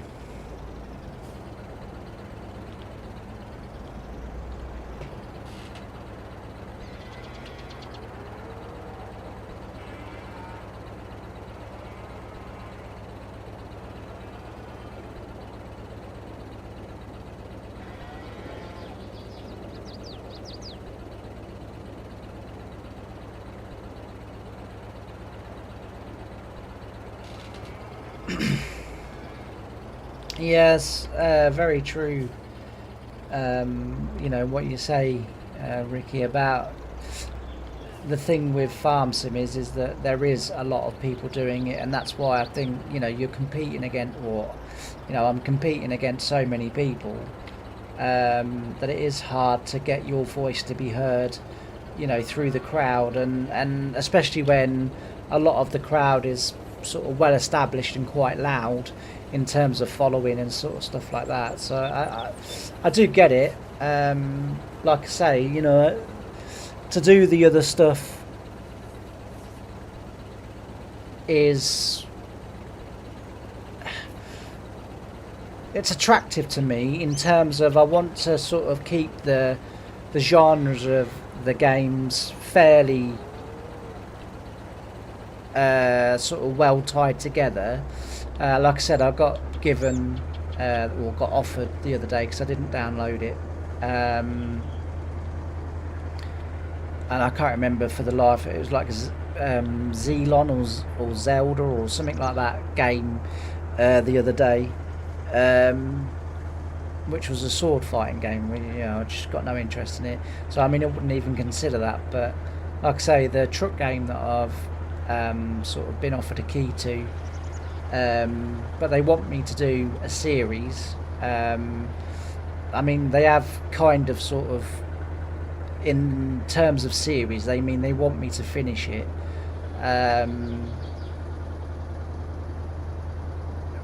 which I'm okay with, but as I've sort of said before, you know, like in terms of doing the videos or whatever, you know, it's finding that balance all the time,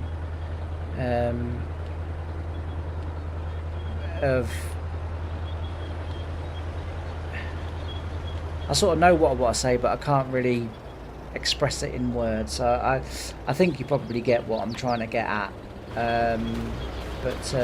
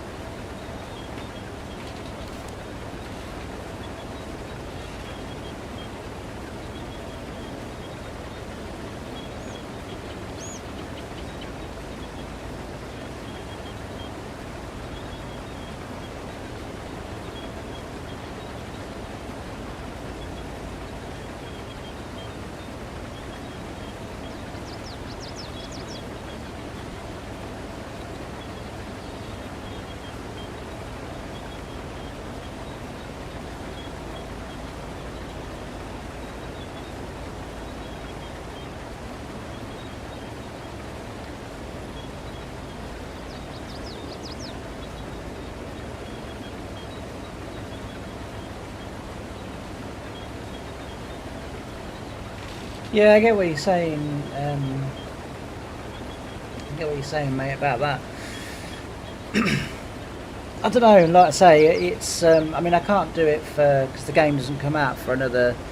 I think it's like 6 weeks or whatever. Although I've got the key to it now, if I want it, which I will download it because even the prologue / demo thing is. You know, it was a relatively enjoyable game. You know, it wasn't the sort of best game that I've ever played. Like I said, Farmer Dynasty.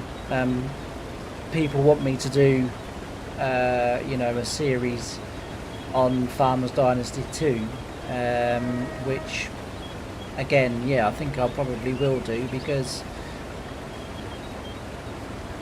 it's a good game. The one thing that I do personally struggle with is making the episodes enjoyable, like in terms of keeping it varied and keeping it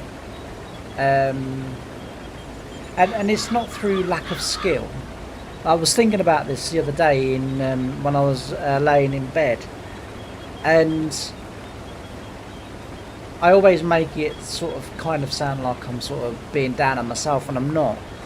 I think the reason why I struggle with it so much is because I really like the longevity of the game. I like the long playthrough, like this.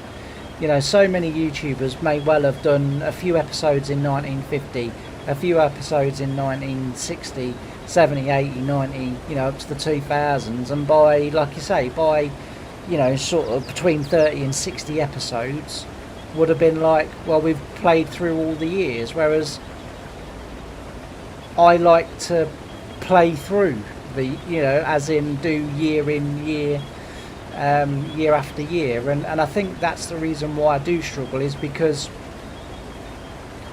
I don't want to go through the game in, like, say, you know, sort of 3 months, if you like. I want to, you know, if I enjoy doing something, which with Farming Sim I really do. I mean, I, you know, love playing the game. Yes, the game has a million and one problems. You know, there's no sort of two ways about that, but I do still enjoy playing the game, sitting here, you know, in the evenings or whatever, you know, sort of playing and doing the jobs that I do, because, you know, it does remind me of a time in life when I was really happy, and so it makes it worthwhile for me. But I think that's what it is. I think I genuinely sometimes do struggle because that's not how I play the game. And I think my videos reflect the way that I like to play games. I like to take my time. I like to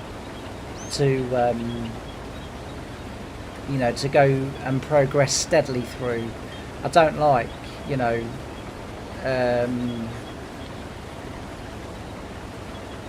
you know, keep adding a bit of money in here, and so that we progress, so that we, you know, that's not really how I get enjoyment from it. And I think that's why sometimes my videos do struggle, is because I sort of the videos portray how I like to play.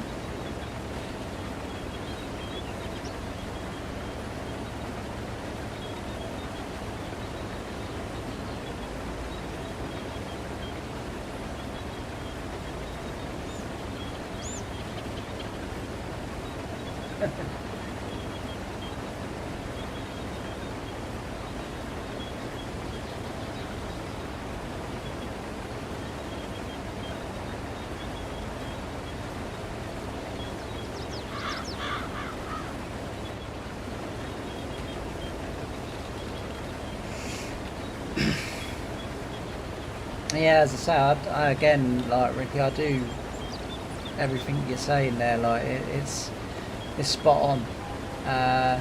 And funnily enough, actually, with Plowboy saying about there's not as many people playing Farm Sim as 2 years ago.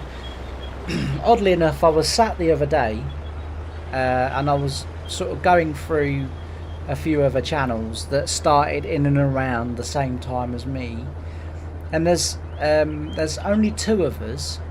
I think there was about, like, in the sort of within a couple of weeks of me starting, there was about 25 channels, something like that,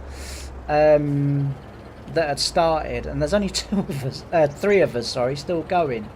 NJN Farms is still going, although he did start a little bit after me, but he's still going, and his videos are really good. So yeah, I quite enjoy watching, as I say, his stuff. Not all of it, I have to be honest, but I do, you know, like some of it.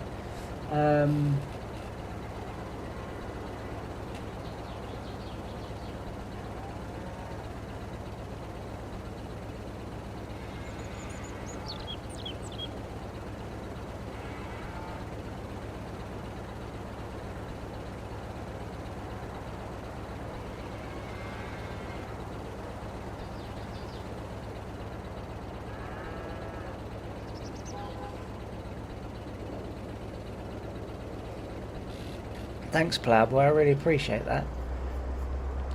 Excuse me.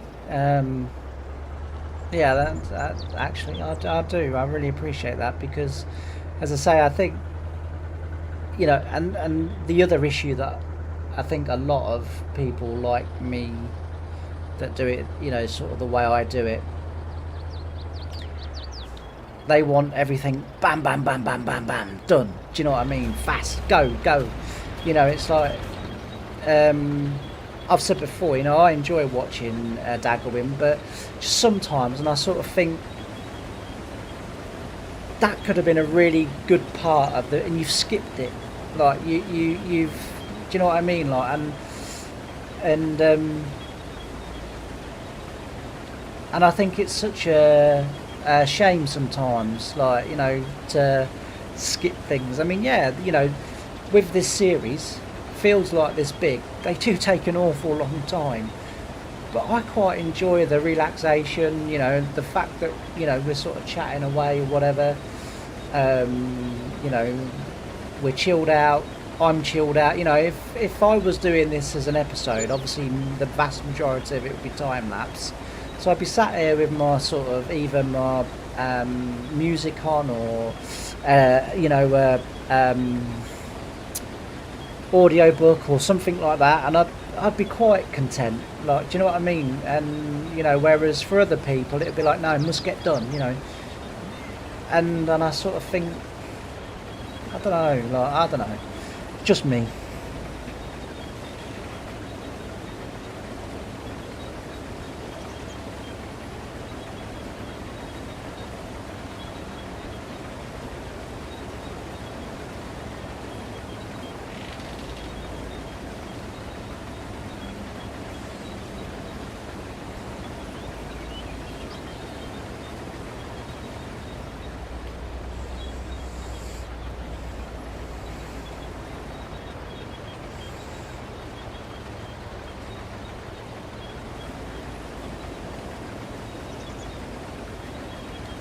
I mean, you know, this series has. I know we had a bit of a break when when I swapped computers and I couldn't get it to work on my new computer, and like I say, touch wood, thank God, it's now working. The one thing I will do is just have a little save because we have done quite a bit today already, and like as we all know, the computer is apt to turn itself off. So I'll have a quick save. But I've completely forgotten what I was going to say, to be fair.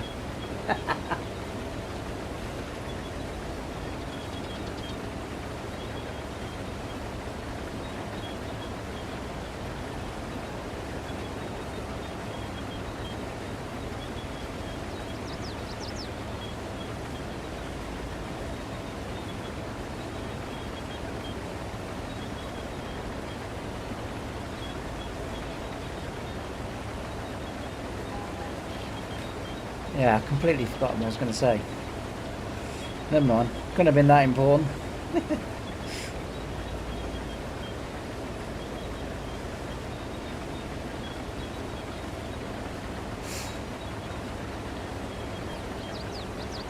I am rapidly racking my brain thinking, what was I talking about? What was...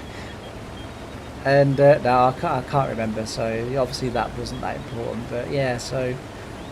But no, it's nice to know that people do enjoy the way that I play. Oh, that's what I was going to say.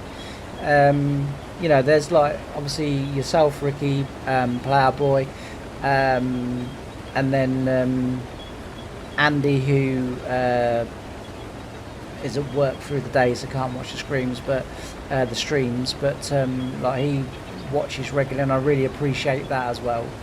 And you know, the fact that as well he has quite a bit of input into, you know, things that I do and what have you, and I really do appreciate it, and that's why I do carry on, because obviously when I couldn't get the game to work on my new PC, it was, I don't know, I was really you know, sort of quite down about it, because as I say, I know a lot of people enjoy it. I really enjoy it. It's probably my most favourite series that I've ever done. You know, second would be the Britain series that I did. I really enjoyed that as well.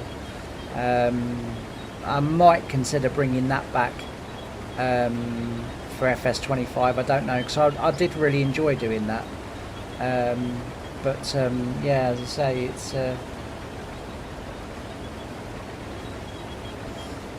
it's always tricky to know what to do.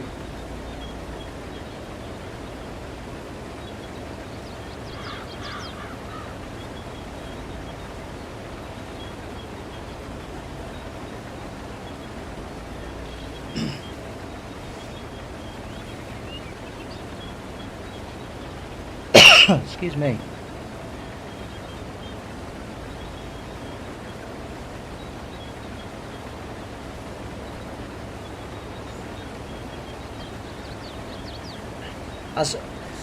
I'm a bit like that as well. I don't really watch live streams from other players, but as a creator, obviously, it's a get out of jail sort of almost free card, because you can now show 2 hours worth of game in a few minutes. I mean, in the very beginning, when I first started doing time lapses, and PA Playboy can probably vouch for this,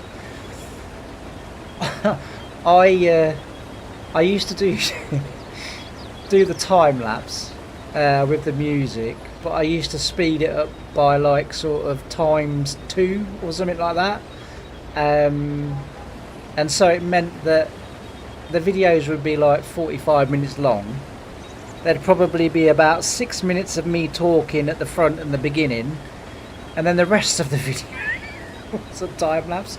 And it was only sort of like a couple of years in. Well, it's actually when I was with my ex, and her daughter was kind of like, and she said to me, she goes, "Why do you do time lapses?" So I said, well, because obviously I can show a little bit more of the game, you know, without like having to do it at normal speed. So she goes, "But you pretty much are doing it at normal speed."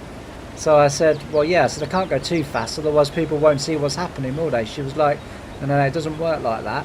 And she said, right, for the next couple of videos, we're going to do it at my speed and we're going to see what happens.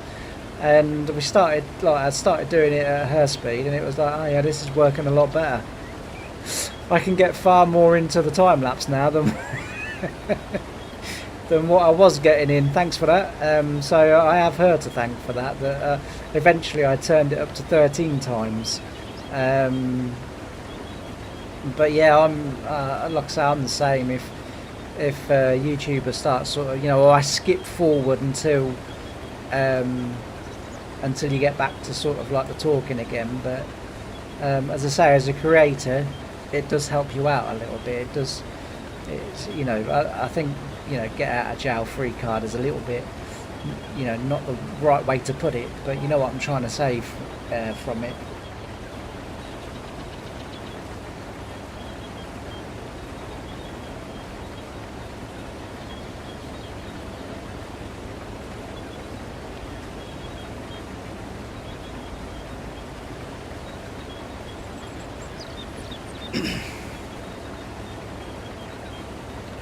Yeah, that's certainly why, I would sit and watch someone, like you say, for the journey and the chat, and that's why I think I like live streaming more than doing the episodes.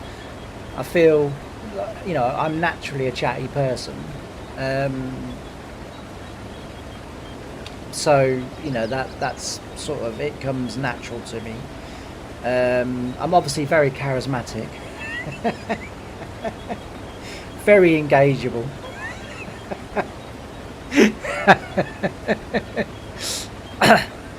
Hang on, my nose has grown. I've now got to move the microphone. But no, I do prefer it, and I do like it, and I do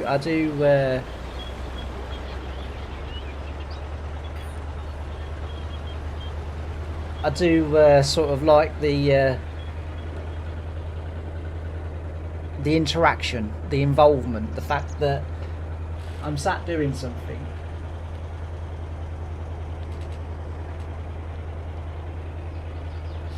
It's the yeah, very much so. It's the the interactions with like yourself, PA Player Boy, and one or two of us when they come in, and hopefully the more and more we do these streams, the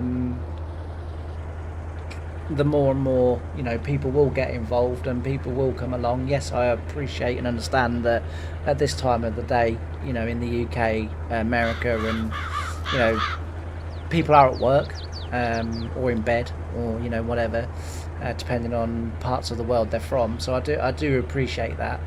And like, if I'm lucky enough one day to get my own place, I'd be able to live stream not only in the afternoon for the people that can watch in the afternoon, but also the evening as well. So I'd be able to mix it up a little bit.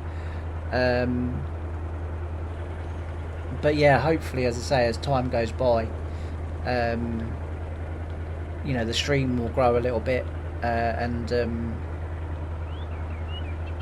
we can get more people involved. And that's kind of what I always wanted from my channel in the first place. I kind of wanted it to be a community type thing where people come, they can chat.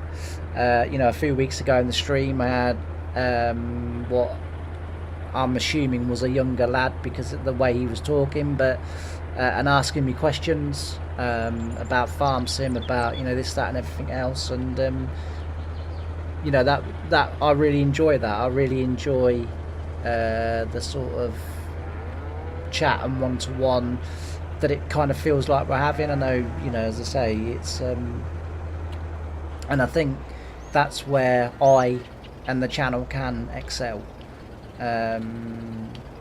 because I do enjoy doing it, and as you've said before, Ricky, when you enjoy, it comes across, and hopefully it does come across that I enjoy doing this, because as I say, I do like. I mean, obviously, it's a good place to say there won't be a live stream on Friday, because obviously I'm going racing Friday because it's Good Friday, so I'll be racing hopefully if my nerves don't kick in, but we're going to punch through that. We'll be racing all weekend. So I'll be racing Friday, Saturday, Sunday and Monday. What I'm going to do is do my usual kind of upload a picture and this is where I am today, you know, sort of community post that I've always done.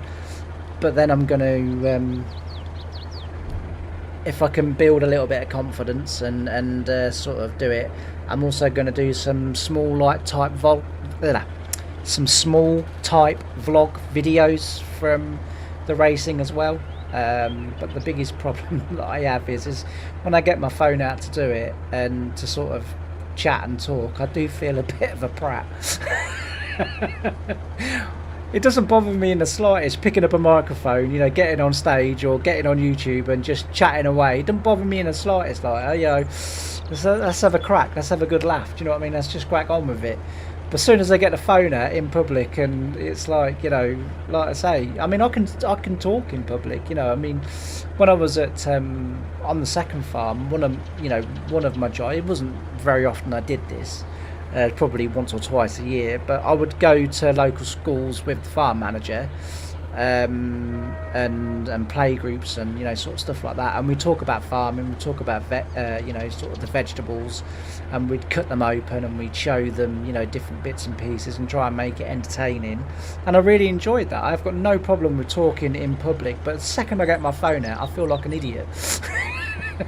I feel like the clown. I feel like the town's clown. Do you know what I mean?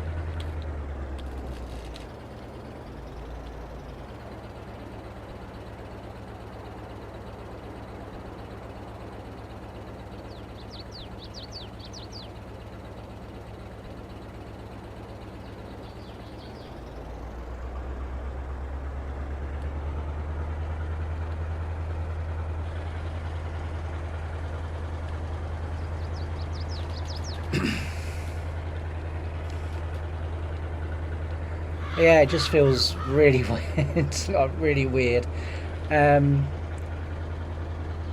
doing it. But that's a good point that you make, Ricky. I never thought, I don't know how to do it, but I'm sure it probably wouldn't be that difficult to learn. But I could voice over it, couldn't I? When I get back, like do the filming and then voice over the top of that, which is a really good shout, actually.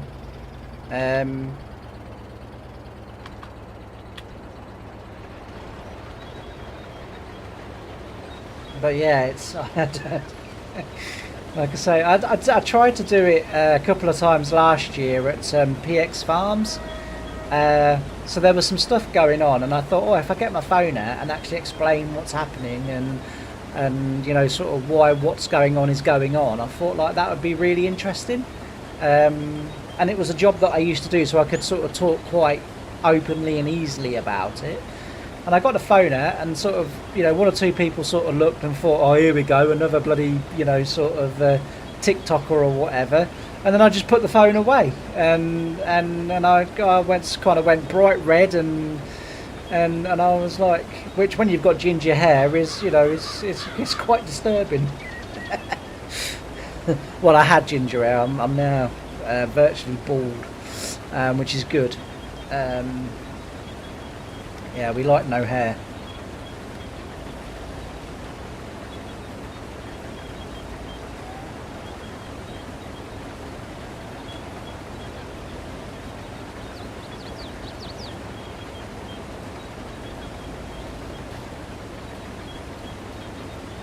But yeah, I say it's another good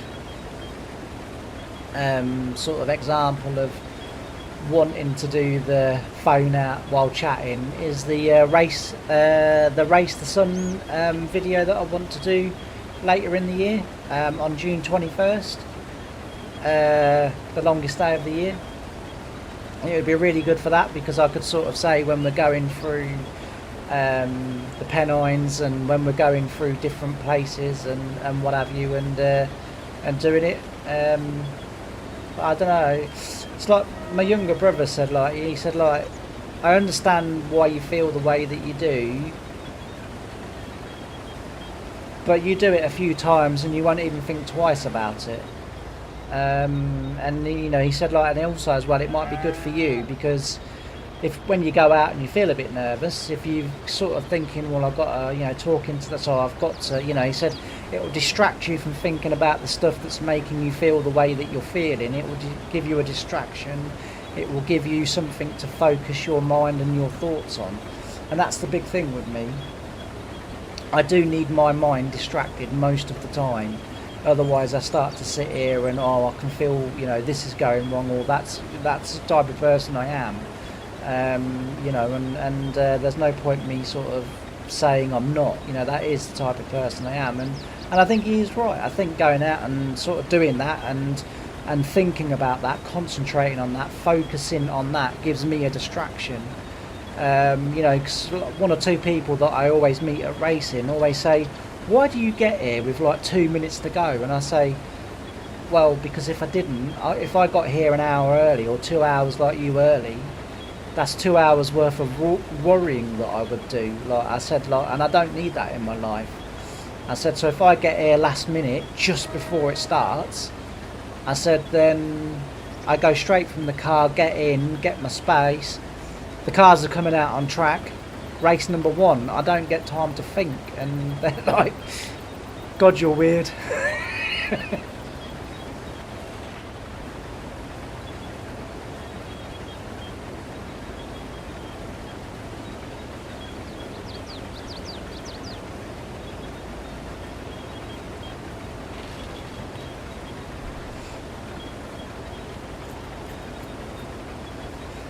But yeah, so as I say, it's I think it is something that I'll eventually would like to sort of get round to doing, just because it would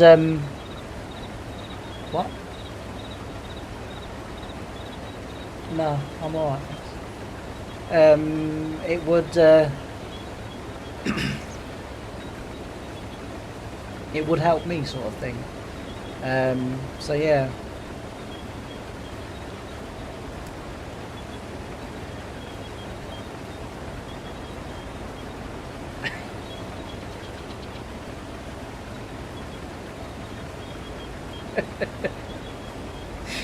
It's so hard to understand someone that's standing next to me doing hand signals. It's like, just talk, will you?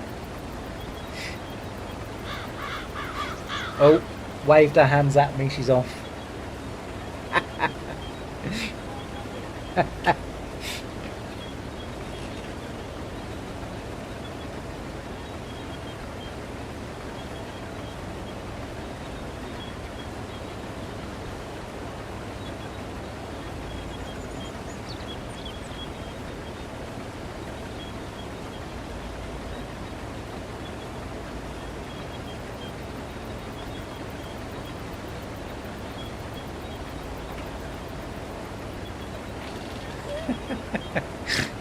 It's just kind of she's standing there like, we don't communicate in this house through sign language, just talk.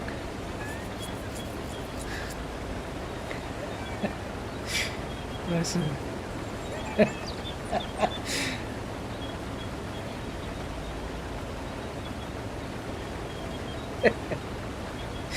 Oh dear, that's tickled me pink, that has.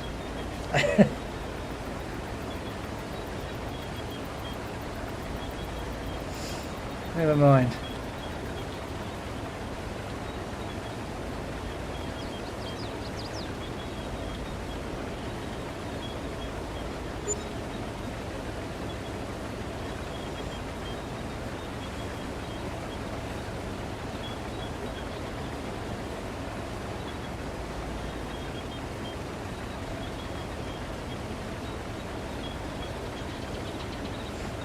Maybe.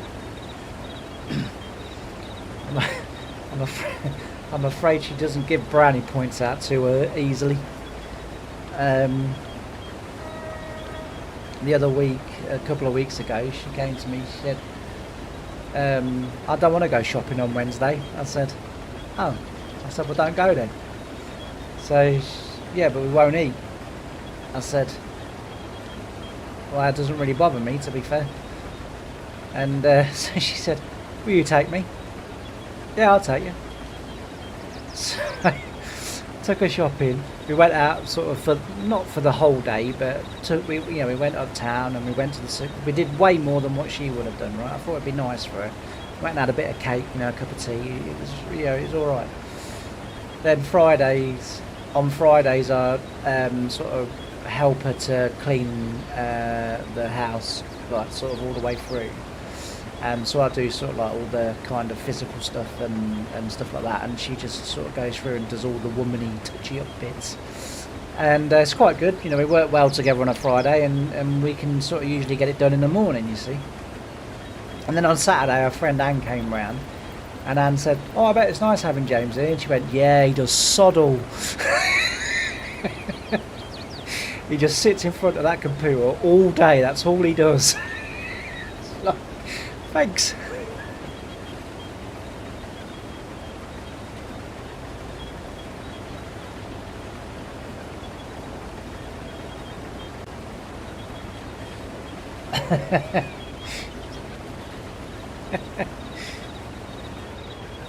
Yeah.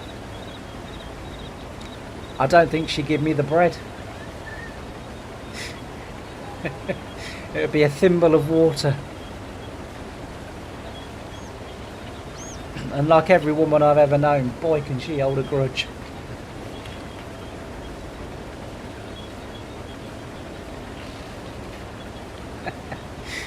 Yeah, boy can they hold a grudge. My ex, Jesus. If I said something wrong on the Monday, it would be the next month before she'd speak to me again. Gee, crikey. I'm one of these people, right? If like you have crosswords, or if something happens and you're not happy with each other, I'm one of these people. I go away, sit for half hour, sort of think about what happened, think about what was said, and then as far as I'm concerned, that's all been said, it's all been done. You can't go back, you can't change it, so you might as well move on. But Mum and the ex, no, that can go on for weeks. And that's just not for me. Like, I mean, in the end, that's why I kind of sort of said to her, look, I don't think me and you are well suited to being together, because I said, like, you hold a grudge and I just can't be doing with it. And yeah, like I say, she's just the same.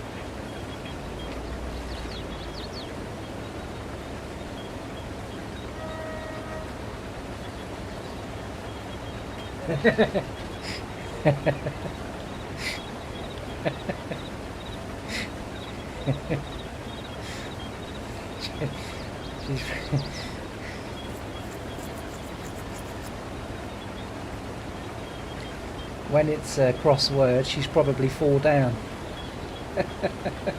Begins with P, ends in off. Ends in off.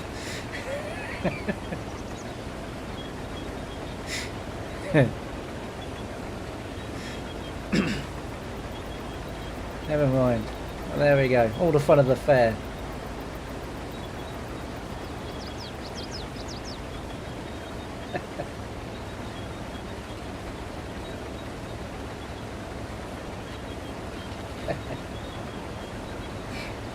Dear, that is funny.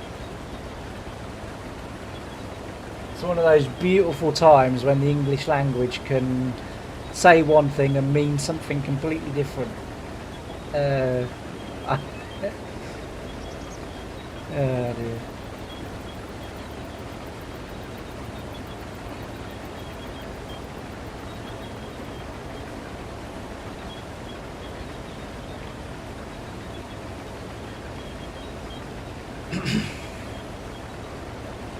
We'll try and get this as near to the farm as we can, just so that we don't have to drive quite so far with the tractor and trailer, but I don't like to push the tank too far, because otherwise I do end up like we did at the beginning, driving through the crop because I've not realised that the combine's full. So we'll carry on. So as you can tell, the next few streams are going to be us harvesting. So I hope you've all got your harvest heads on, or harvest hats on I should say, because it's going to take a while.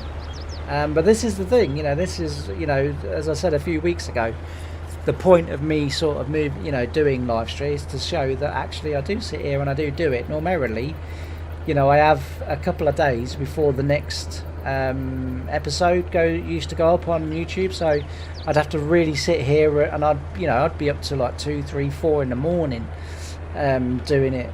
I'm not complaining. I loved it. It was brilliant. Like I say, in my room, well, the living room, that's also my bedroom, and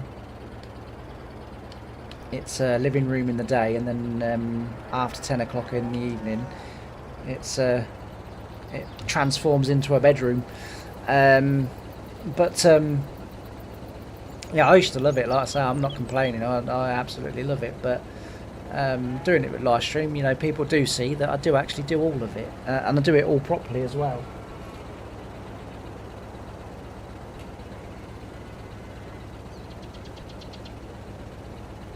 Yeah.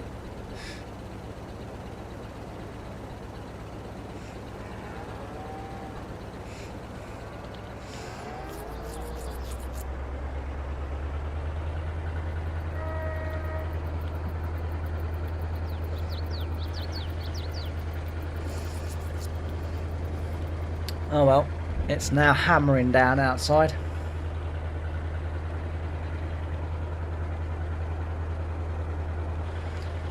That might have been what she was saying, actually. She might have been saying, can you help me get the washing in? I didn't realise it was raining.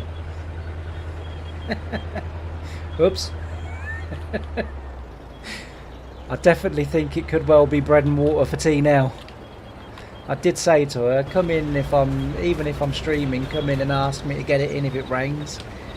And I got a feeling she did. And I was like, oh, I don't know what you saying?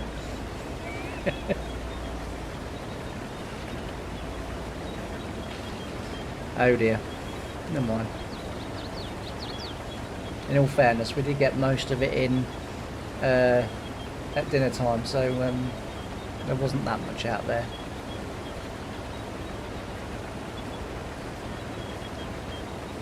It would appear like I've got a shopping trip and some carrot cake to make up again.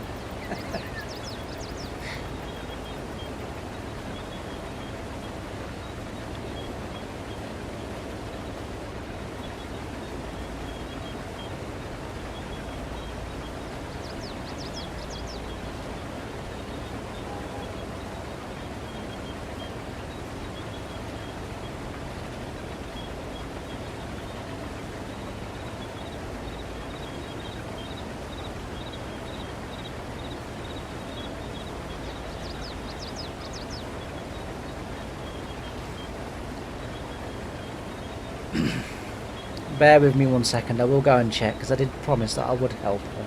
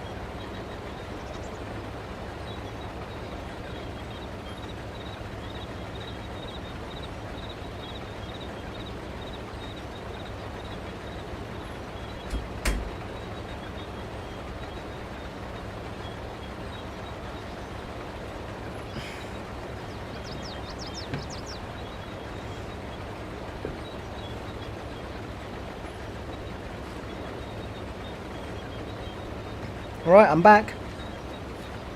I think you probably know that because I didn't mute the mic. But yeah, she got it in. She'd already done it. She's like, oh, I came in and asked that, but you were too busy taking the mick out of me. So, oh, I wasn't taking the mick out of you. I said, but you can just use words. You can communicate to me and say, James, can you help me with the washing? Never mind. Anyway, we're back.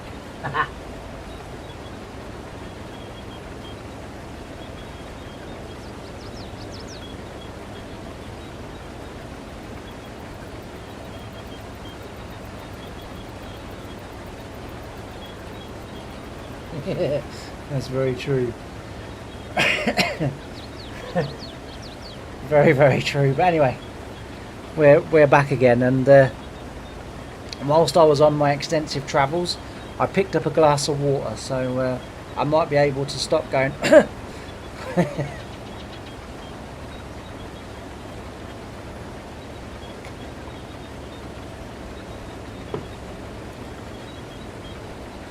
Because I can imagine that was getting probably a little bit annoying.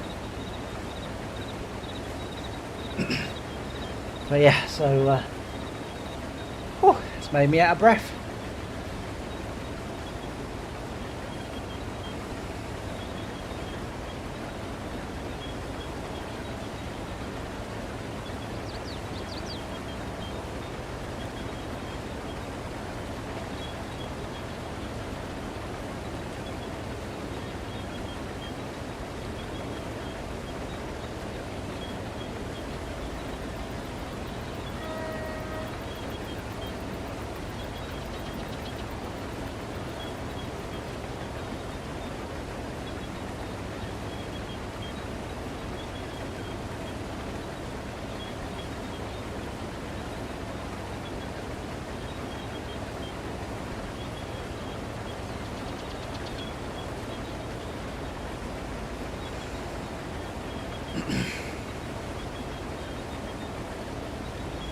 Sorry about that for going quiet. I was just catching my breath again.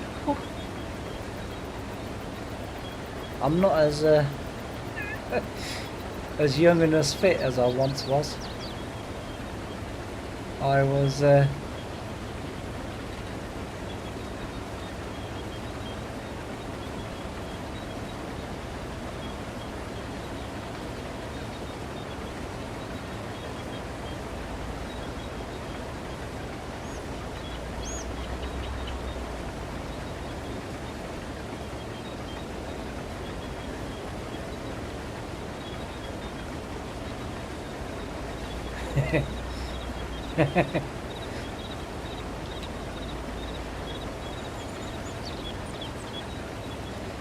that is very true.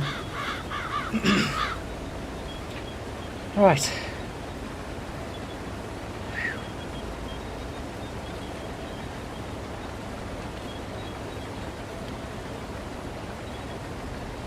Yeah, it's really really hammering down out there, so it's not gone down too well that I've missed, but never mind. Talks are getting a little bit warmer by the end of the week, but cold on the coast, which is a bit of a bugger because, as I say, I'm racing in Skeg on Friday in the Lincolnshire coast, and then Yarmouth on Sunday in the Norfolk coast. So both on the North Sea. So it's going to be cold, I think. So I might need a flask or two of tea or soup, probably. Yeah, soup will probably be nice.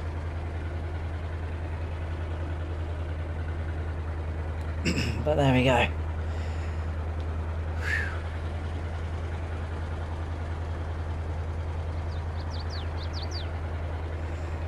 I wonder how full this bin is.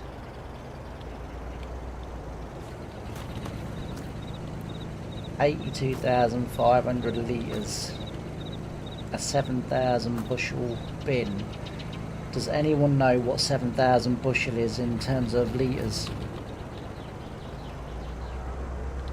I mean, that's a question that I've very often had and sort of never really had the opportunity to ask. Does anyone know why giants deal in litres and not tonnes? Is it because litres is more universal across, because obviously a lot of the world will use metric, whereas we're still using sort of tonnes and feet and inches and stuff like that? Or does anyone have a reason?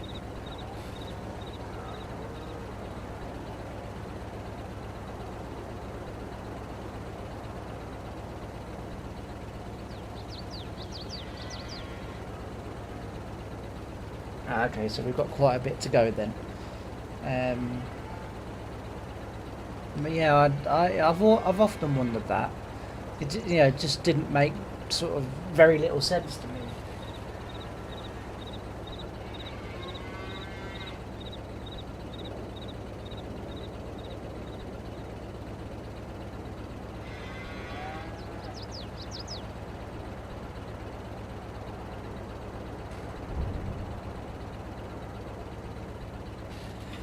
Yeah, so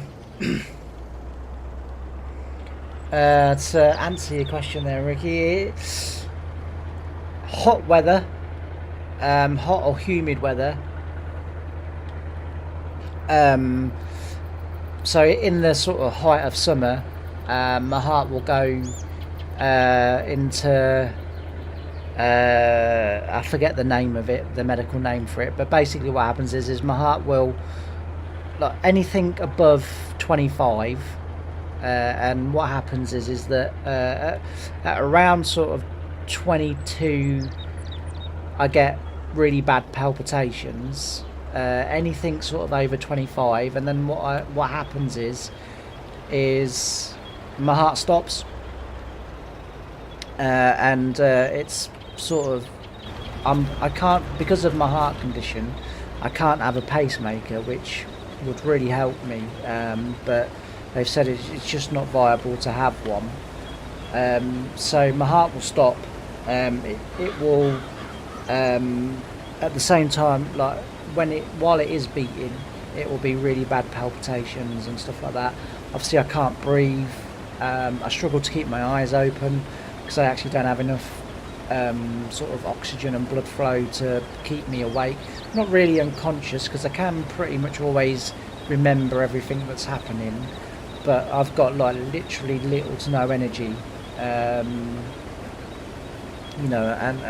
that's sort of how it affects me. So when I sleep, because obviously Mum, being old, wants the heating on in the winter. Well, she has the heating on very high in the winter, so I then tend to go and sit either in the conservatory or even sit outside if it's a frosty night. As long as it's cold, I function perfectly normal, the same as everybody else. But the second that it gets sort of usually above 20, 22, I start struggling. And then, as I say, once we get 25, then yeah, I've got a whole load of problems. I mean, last summer was horrendous. The amount of times that usually my heart will get itself going again, but the amount of times last year that we had to have the paramedics to help to get it to go was unbelievable.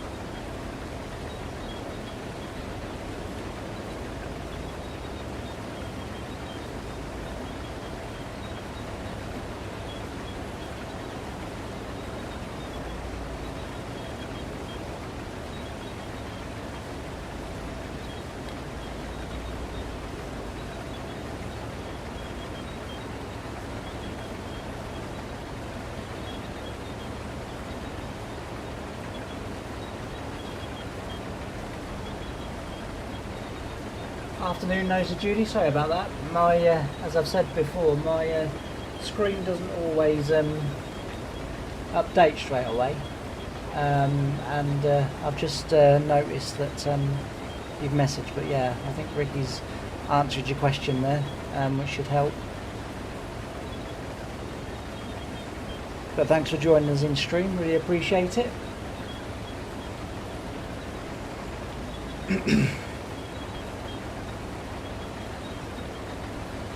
I can imagine the firework was in quite a state after you finished showing it how displeased you was, Rocky.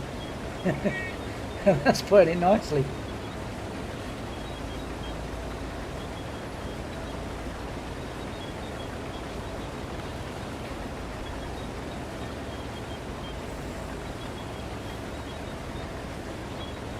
I think the game actually comes with one as well, doesn't it?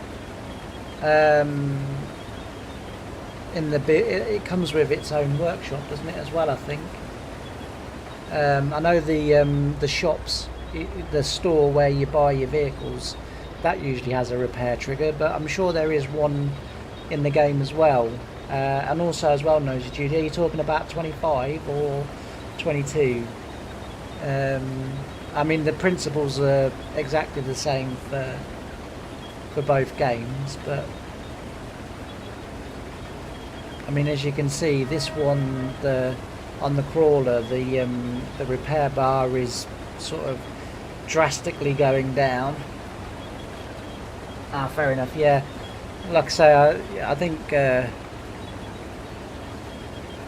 know, if you do what Ricky said, that's you know, fairly good. But as well, I'm sure there is in the build menu.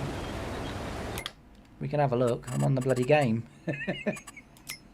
I'm sitting here going, I think that's right. I'm on the game. Just have a look. Right, tools. Yeah, there's a workshop. I don't think that's a modded one.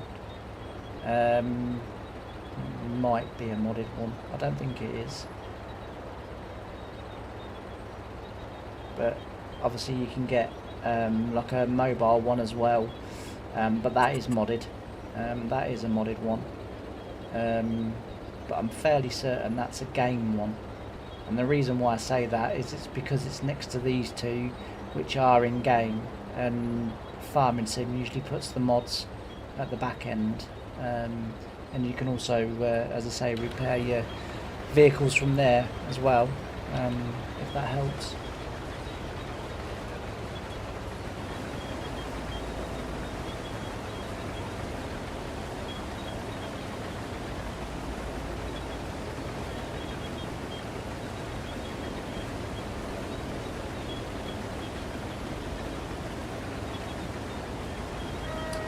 Cheers, PA Playboy.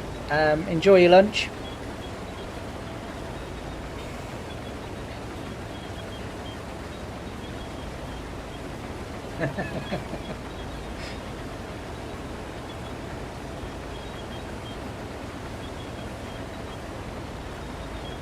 I don't know, Ricky, if you've ever watched any of Playboy's shorts that he does. Not shorts that he wears, because we're getting a bit confused with words at times, aren't we? But actual YouTube shorts. The apples that the orchard that he does, it gives the impression that it's absolutely massive. It's huge, and it looks a really interesting job as well. When I first left school, I worked for a couple of, I think it was about 2 months in an orchard. And then the guy that took me on, who owned the orchard, died. Eventually his son took over, and the first thing he did was get rid of me. And I quite liked it. I quite liked the orchard. It's sort of interesting, you know, sort of work and that. It's such a shame.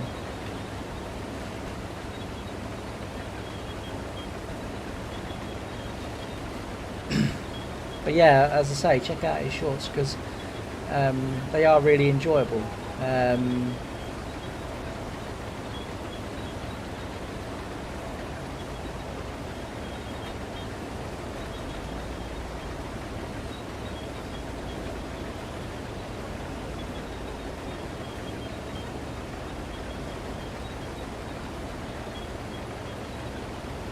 So the tractor pulling the trailer, I think it's the tractor that needs repairing. Funny enough, I noticed it myself. I've never noticed too much of a penalty for the wear to be down the bottom that tractor still pulls everything that it can pull, fully repaired. What I tend to do is I tend to go through and repair everything in the winter, as we used to in real life when I was working on the farm. You know, obviously winter time would be workshop time. It was easier on farm too because we had our own engineers, so you literally just put your tractor in there and it was like, guys, that needs servicing, and you'd sort of go off and do other stuff, and you'd go back a week later and usually your tractor had been serviced and repaired, and if they really didn't have much to do, it'd be washed as well, but it wasn't washed very often.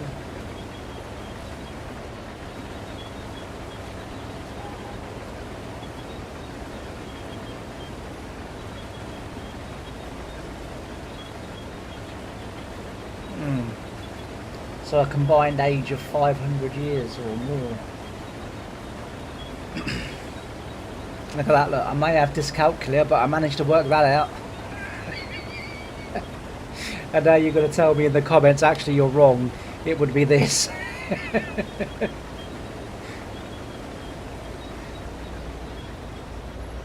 Honestly, having dyscalculia is an absolute bloody nightmare. When PA Ploughboy earlier, when I was talking about litres and bushels and stuff like that, and he was like, just times it by 33.5, I was thinking, got no chance. And then my head instantly thinks, use the calculator. But the thing with dyscalculia is, I don't necessarily know what I press on a calculator to work that out. So I just kind of sat here and I was like, we'll have to skip over that because I don't know. And then you worked it out, Rick, and I was like, oh, thank goodness for that, because I'm knackered.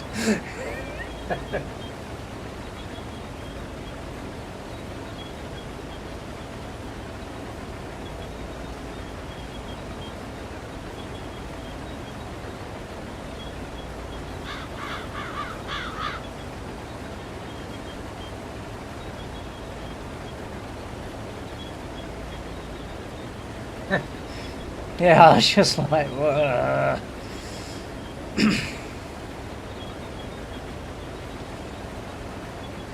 yeah, it was. I don't know. Like I say, it's one of the thing is, it never got picked up in school.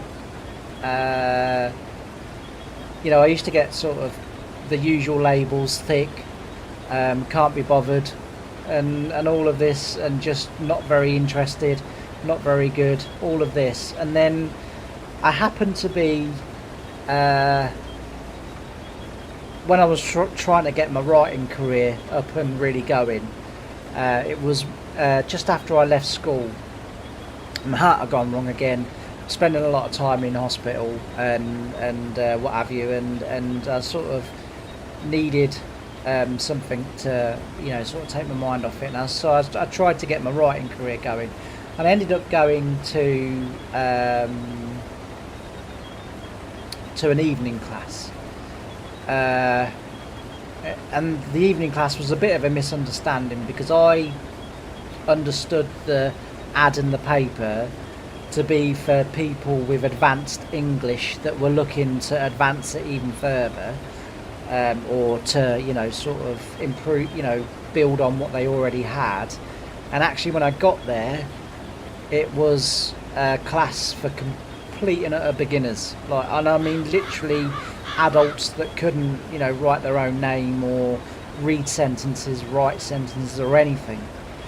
And it became blatantly obvious in, you know, sort of the very first night that actually I didn't need to be there. And I said, well, rather than go, because I said I've paid my money to be on the course, I said, could I not help?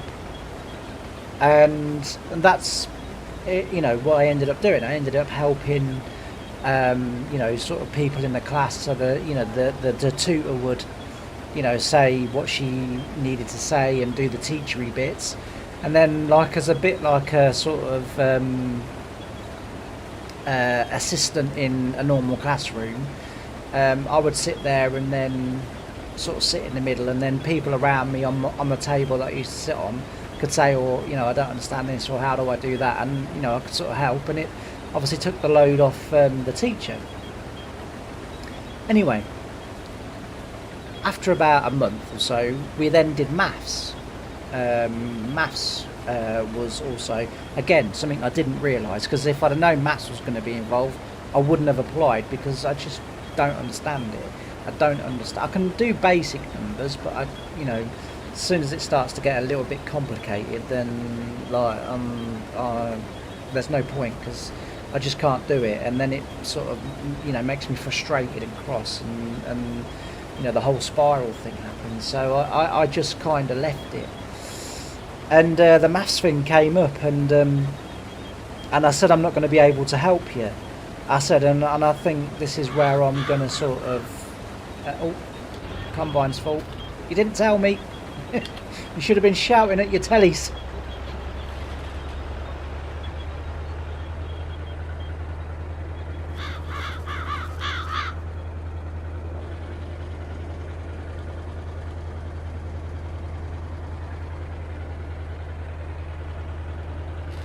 Yeah, That I think that sums it up perfectly, Ricky. But yeah, so I sort of said I'll go. I don't need maths. I'm brilliant at maths, and she was like, well, you're brilliant at English, but you stayed. Yeah, but you don't need my help with maths, so I'll go. And anyway, she said to me, I remember Joan, her name was. She's no longer with us, bless her, but Joan, as I say, her name was, and she said, sit down for a minute. And I was like, no, I gotta go. I had somewhere else to be. She said, just sit down, 10 minutes. And she put this bit of paper in front of me, and I literally looked at it, and well, I could have cried. I mean, it was just gobbledygook as far as I was concerned. And she said, fill it in then. And so I said, well, I said, it's basic. We all know what the answers are, don't we? And she's like, so fill it in then. So I sort of, was, sort of saying anything to try and get out of it. And of course she was brilliant, because what she did was then she put an English sheet in front of me, fill that out. Bosh! I filled that out like in seconds. And she went, now fill the maths one out. I said, you don't need me to. She said, I didn't need you to fill the English one out. She said, I knew you could do that one. She said, I've seen you do it for the last 4 or 5 weeks. Fill that one out. And I sort of, I was getting sort of upset, not in terms of like crying or anything like that, but I was, you could visibly see that it was really sort of bothering me. It was making me really frustrated and everything. And she said to me, she said, you can't, can you?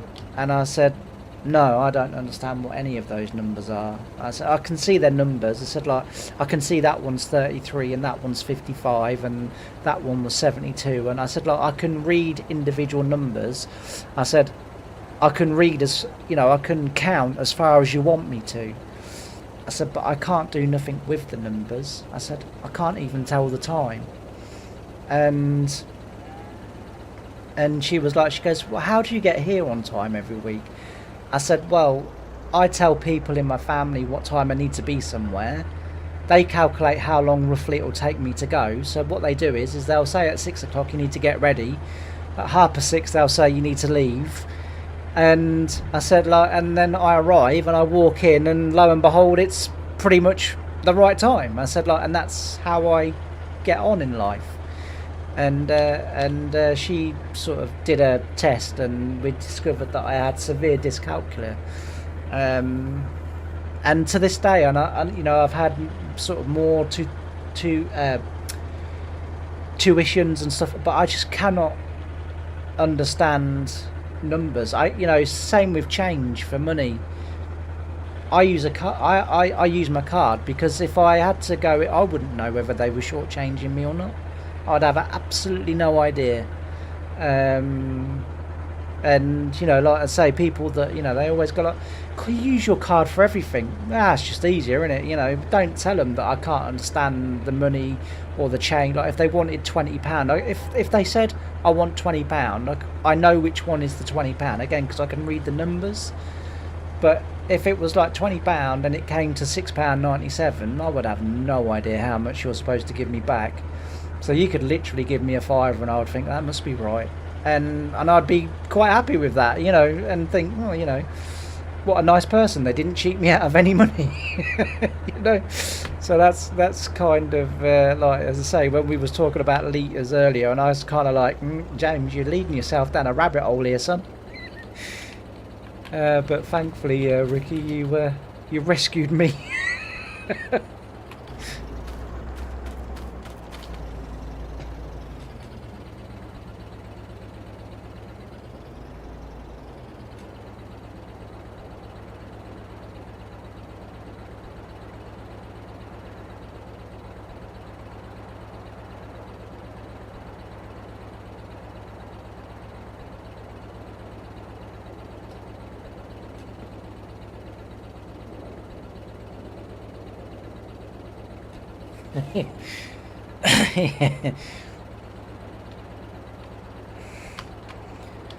Yeah, that's it's kind of really, oh, this is gonna go Pete Tong, isn't it?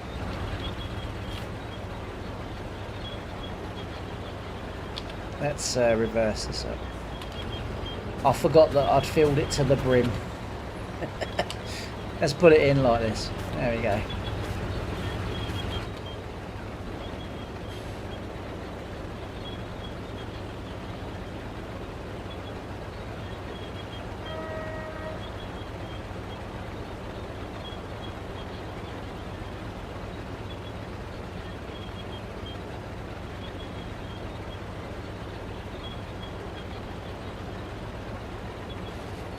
No, I've never really thought about that, Ricky, to be fair. Like I say, I do sort of really struggle with that, and I've been told by my heart team it's because of the stroke I had when I was 4, and the parts, because I was paralysed for a little while, only on the left side. My right side was fine, but on the left side I was paralysed, and they've said that the stroke obviously affected sort of that part of the brain, but for words and sort of literature and stuff like that, you know, I can excel at that. I'm not going to say I'm the cleverest at it, but for what I know, for what I need to know, for what I need to do, you know, I sort of know it inside out. But numbers, like I say, you know, as I've said, I can read all the individual numbers on my screen right now, you know, 1956, 30, 33, 23. I can read all of them. That's not a problem. But if you said to me, you know, 1956, add 30, I don't know, 9,000, it's like, I know that's me being silly a bit, but that would be kind of how it would be. I would just be like, no, I don't know. And people have tried, like, do it in 5s, do it in 10s, but like I say, just add in, I can't do. You know, add, can't times, can't take away, can't divide. You know, it's. I tell you how bad it was, and this is one of the questions, right, on the tests, right, to give you some idea of how bad it is, right. And to me, this makes perfect sense, right? So I'm not joking, I'm not, you know, having a laugh or anything like that. To me, this makes perfect sense, right? On the very first question on the test paper that I had to do, it said, what is 0 times 5? And so I put 5. Sorry, 0.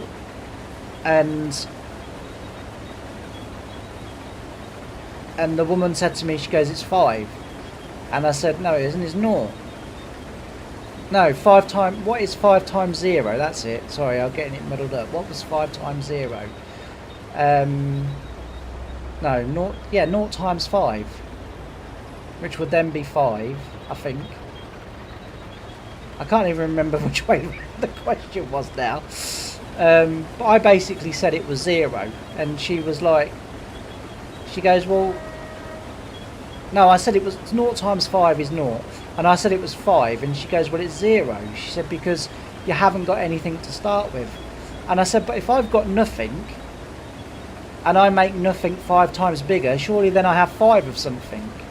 And she was like, no. She goes, because you didn't start with anything. I said, well, I don't start with any money, but if you give me a fiver, suddenly I still haven't got nothing. I've got a fiver now. I said, you've times my no money by 5 to give me a fiver. I said, so therefore I've got £5, haven't I? I said, this is, tonight, this is what you've been saying, this is what I understand. I said, if I've got nothing and you times it by 5, or 2, or 1, or whatever, I said, then surely I have that number. She was like, no, because you didn't have anything to start with. And I was like, but you've just made it 5 times bigger, so therefore it's 5. And she's like, no, it's not, it's 0. And I remember it. I mean, bear in mind I was like 17, maybe 18 at the time, and I went, well, you're wrong. I remember that as clear as day. And to this day I maintain that same principle, that 0 times 5 has to be 0, has to be 5, because you've made it 5 times bigger. So therefore it has to be 5. And she was like, yeah, but you didn't have nothing to times in the first place. I said, I didn't have no money in the first place. She said, yeah, but I added the money, I didn't times the money. So I was like, oh, I said, this is what I'm like. I said, and this is how my brain comprehends numbers and times and adds and stuff. I said, I don't get it. I don't understand why that is the way it is, and that's kind of sort of how it is. Like it's really difficult to make people that understand like numbers and everything to, you know, a good level, to make them understand that I don't understand, and they think that I'm then putting it on and prattling about when I'm not. You know, it's really difficult.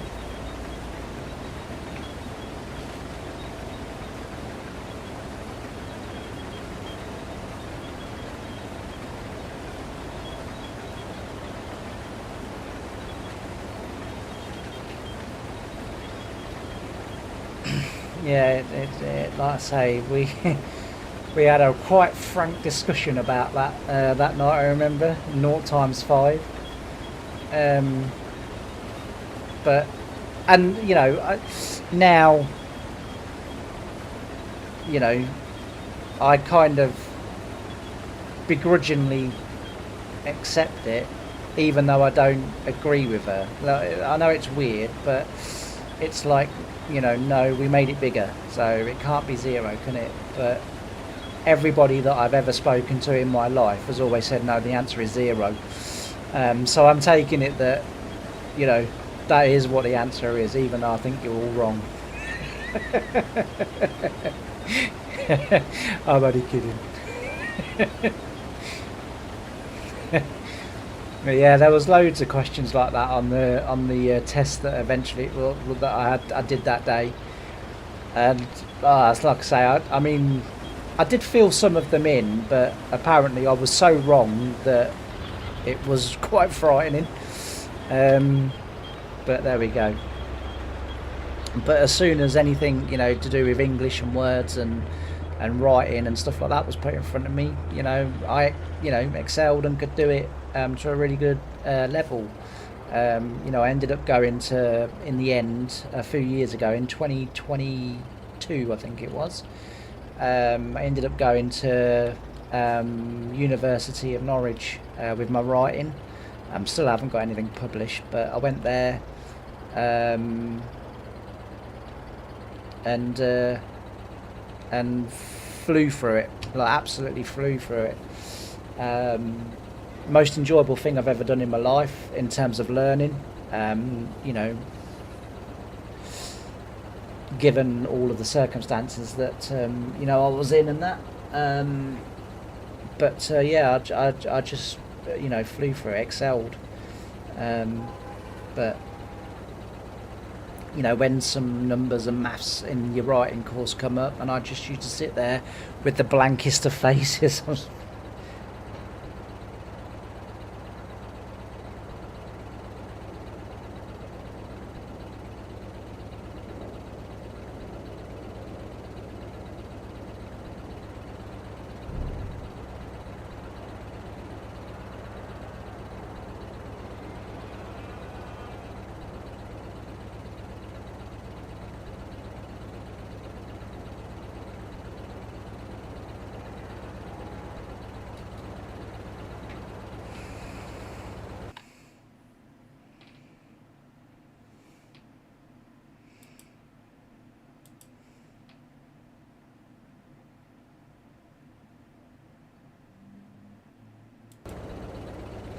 Yeah, I know. Like I say, I totally get everything that you're saying, where you're coming from. Like I say, it makes no sense to me. And you know, I mean, you know, as my my dear old dad said at the time, God bless him, we was sort of talking with my brothers and my mum and everything, and they were all sort of not taking the mick, but having a bit of a laugh, sort of at my expense. Yeah, which is fine, I don't mind. And my dad said, mate, the best advice I can give you is just don't get involved. He said, just nod your head. He said, you'll have no idea whether they're telling you a load of crap or whether they're telling you right. He said, so just nod your head, just go, yeah, you're probably right, yeah.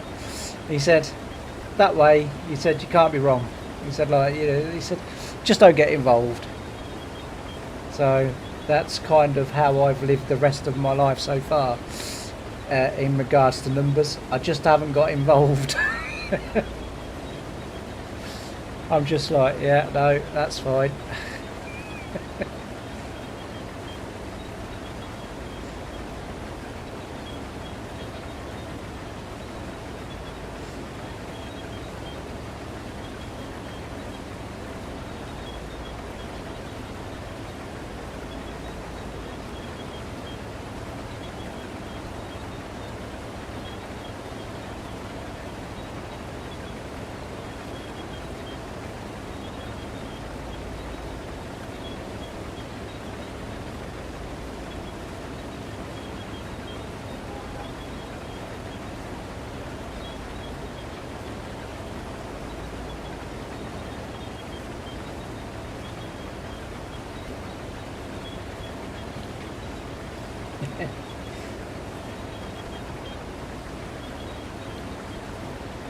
Yeah, I'll say that was the best advice I think I was ever given. Just don't get involved, just agree.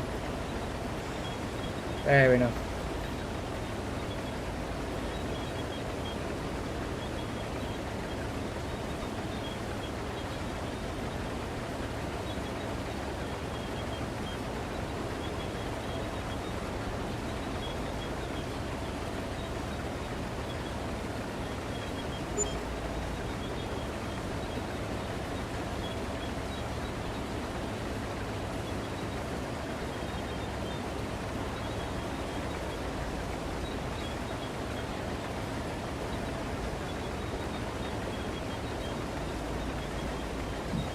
Well, so far, fingers crossed, the PC seems to be holding up again. I must admit, every time I go into a stream, I am a little bit nervous that we're going to just get going, as I did last Friday, and then it literally just quit. I think I may have said before, but the thing that annoyed me about last Friday was I started the stream, and like literally from the first couple of minutes I think it was about 6 or 7 in the stream, and it looked like it was going to be really good, and then it just, my computer just went, nope, not today, turned off. And then when I came back, apart from one who did come back, who had commented, I don't know whether you was in the stream at the time, Ricky, when it turned off, but I'm assuming not, because at that point, like normally you say hello or whatever, and you hadn't, and I was probably about 8 minutes into the stream, I would say. Maybe 5 minutes into the stream. But yeah, no, I say it just disappeared.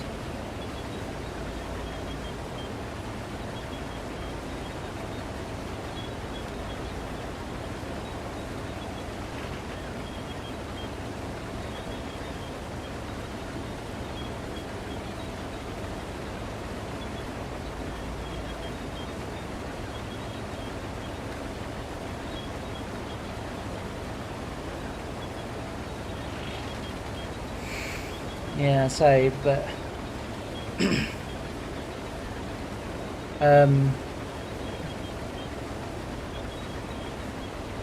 Friday still ended up being a really great stream, and I really enjoyed it. And one or two people that have watched the stream sort of back,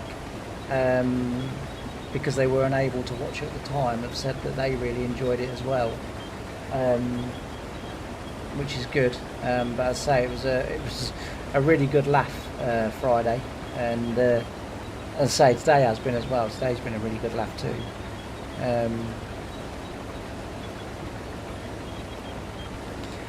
But yeah, it's it does worry me. But in I think about 2-3 weeks time, we've got the builders coming in,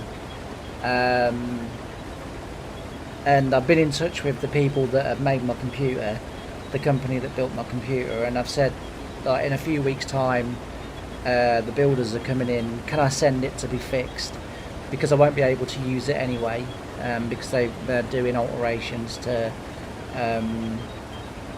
most of the bungalow, to be fair. I said, and you know, so, and they've said yeah, and I've said the only reason why I'm sort of delaying it is because it's not all the time. The first time it did it, for a few months ago, it was like literally, you know, every 10 minutes it would like switch off or freeze or do whatever, whereas at the moment, touch wood, it's only certain games that do trigger it. So Ranch Simulator triggers it, that instantly kills my computer, and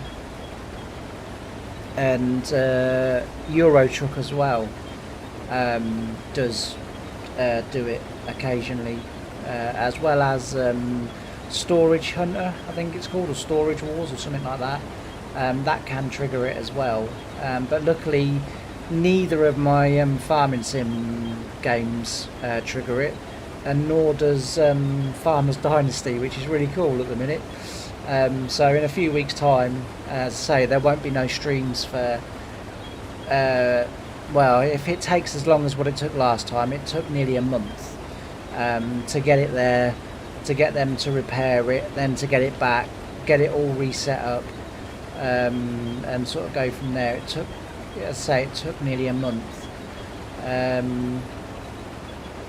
So there won't be no streams, as I say, for over a month. But excuse me, hopefully, fingers crossed, we'll have a computer that doesn't turn itself off, and I won't have the worry anymore.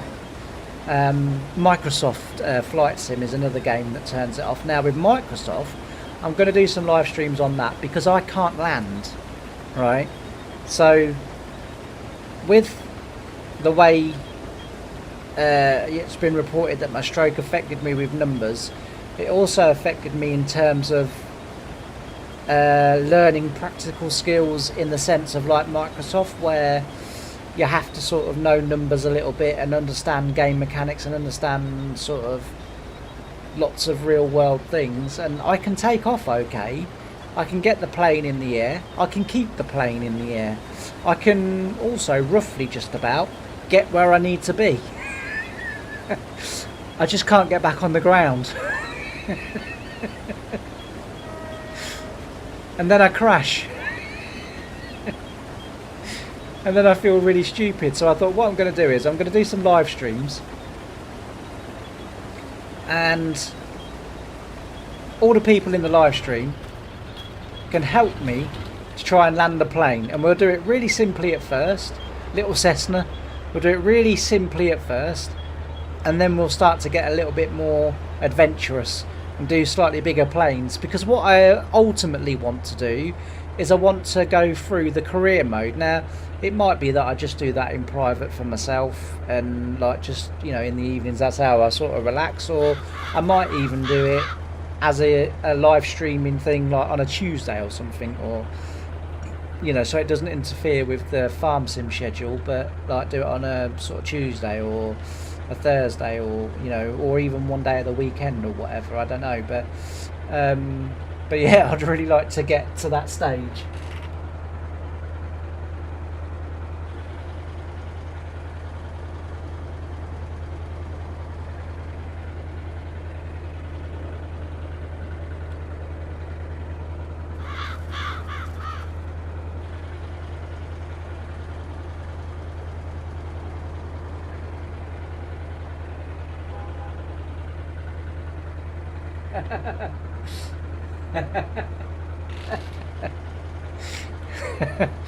Good afternoon, ladies and gentlemen. This is your pilot and Captain James speaking. I would like to inform you that the weather in Alicante is currently 27 degrees and very sunny. Just really sorry I can't get you down for it. Eventually we'll hit a mountain or we'll run out of fuel. But I hope you enjoy flying with James's Airways today.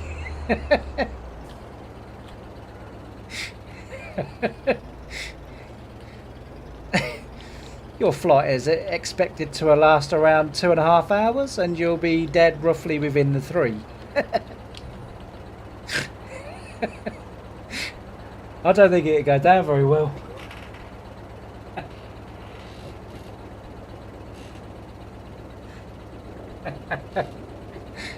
Oh dear.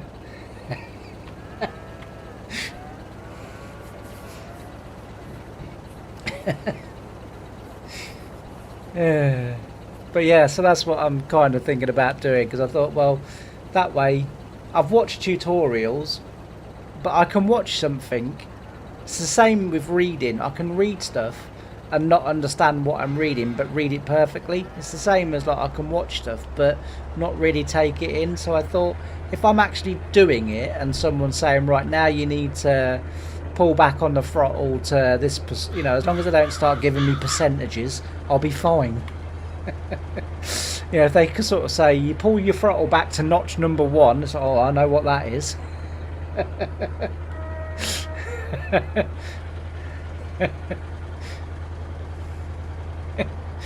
But yeah, I'm hoping that someone might be able to teach me to land so that I can actually enjoy the game and play it, because the game wasn't cheap.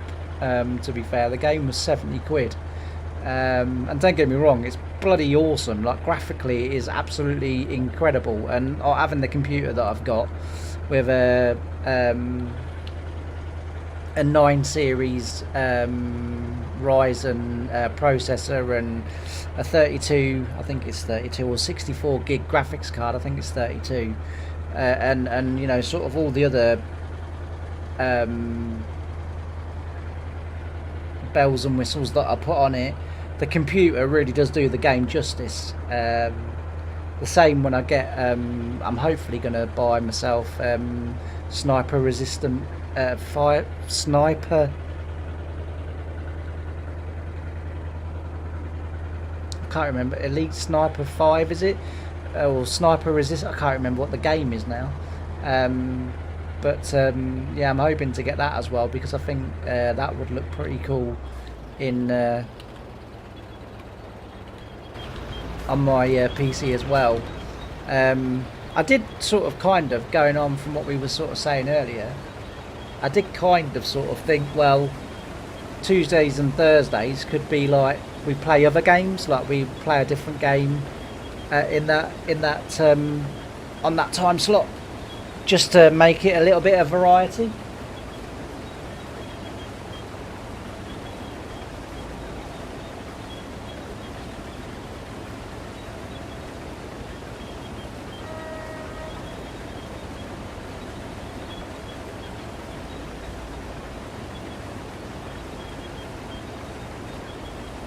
Yeah, that's the one.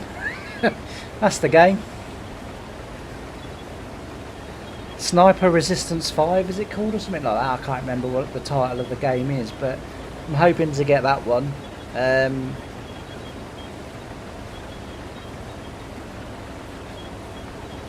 So with the lizard, bothered or not? I think I would be.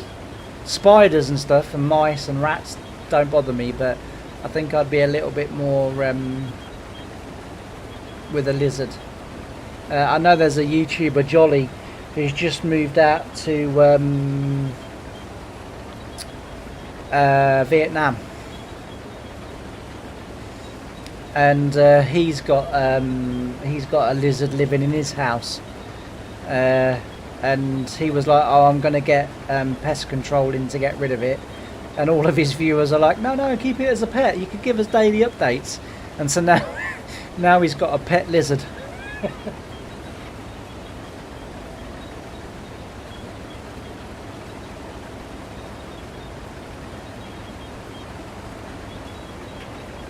Sniper Elite 5, that's what it's called.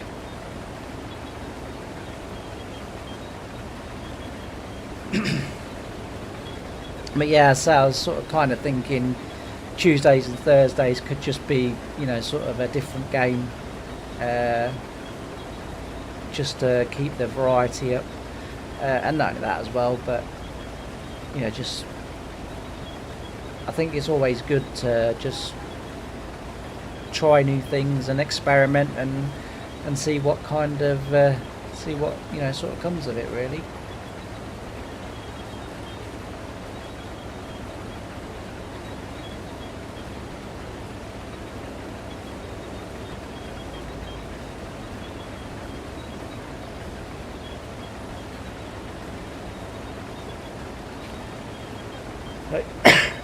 You what? Okay.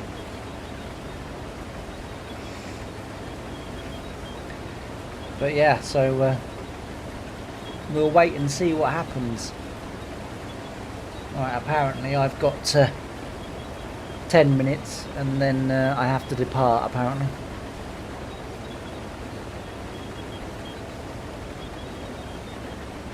But it doesn't really, you know, it is getting dark on the game, although I do tend to work all the way through the night, which is, I do realise, not highly realistic, but yeah, like, because the game doesn't require you to sleep, I do tend to just sort of keep going.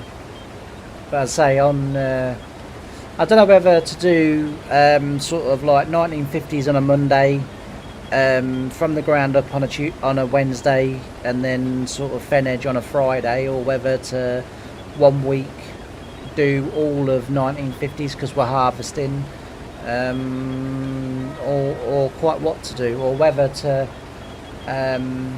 do quite a bit of this off camera, so that we're somewhere else for the next stream. I'm not really sure. Me personally, you know, saying what we were saying earlier, I would leave it here, and then the next time when we come back, we start from here, because this is where we got to.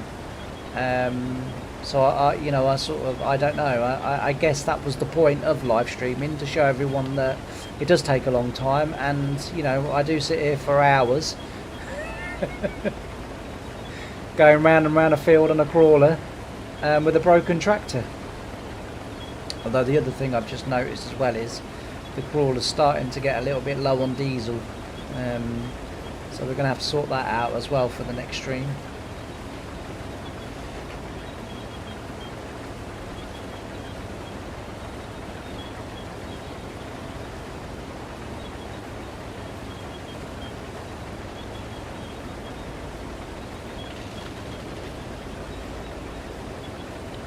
But yeah, so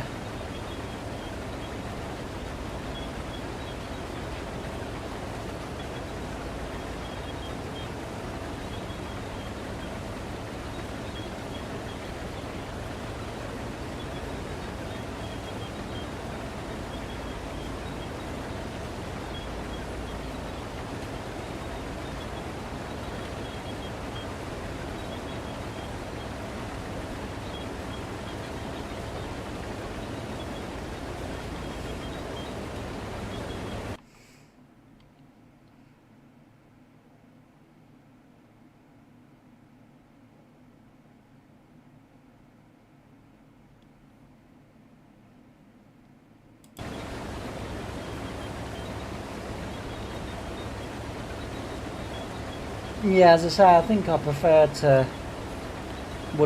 to, you know, sort of just where we sort of knock off, start again next time. Um, like I said, you know, me personally, I do like the long playthrough. You know, I like the long format. That's, you know, how I sort of like to do it. But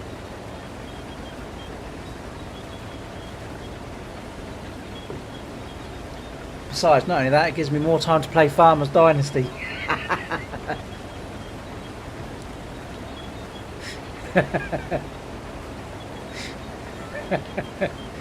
Actually, funny enough, I was watching Mock the Week on Dave. I don't know, the other day, the weekend I would say it was on, and funnily enough, in 2013, because I was obviously watching a repeat, in September 2013, after the first question or the first topic, what they talk about, Dara Breen, who's the host of the show, says, "Did anyone buy Grand Theft Auto this week?" When 5 came out, and Ed Byrne, the comedian on the show, said, "No, I didn't." He said, "But I'll tell you what I did buy." And Dara Breen said, "Oh, what did you buy?" So he said, "Farming Simulator 2013." He said, and he kind of felt about that game how I feel about Farmers Dynasty. He said, "I put a plough on my tractor, went into a field, and for no unexplainable reason, I ploughed that field for nearly 3 hours." And he was like, he goes, "I have no idea why I sat there and like did," and he was sort of talking about the game and what he was kind of enjoying, and then like it was really weird to hear Farm Sim on Mock the Week, but quite cool at the same time, because I never used to watch it when it used to go out on telly each week. I've only really started watching it on Dave because it comes on at midnight, and as I say, I don't sleep all that well, so I only need usually about sort of anywhere from 2 to 4 hours sleep a night, and I'm back fully on it, sort of thing. So I sort of don't need a lot of sleep, which is why I was so suited to farm work, because I was one of the, you know, sort of few workers that just didn't get tired. You know, at 2 o'clock in the morning, I'm still buzzing, and I haven't had the Red Bull and everything else.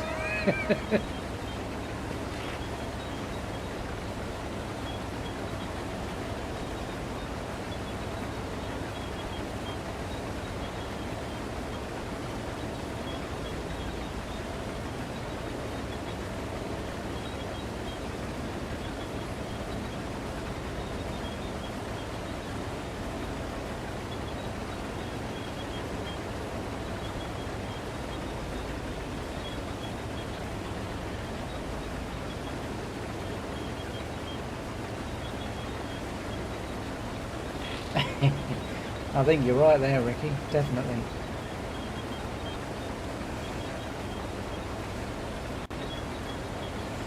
But yeah, so yeah, I think that's what we will. I think that's what we'll do. We'll pick it up next time from where we leave off. Um, as I say, I've had the first countdown. She's come in. She's tapped a finger on her wrist. So that's the first countdown.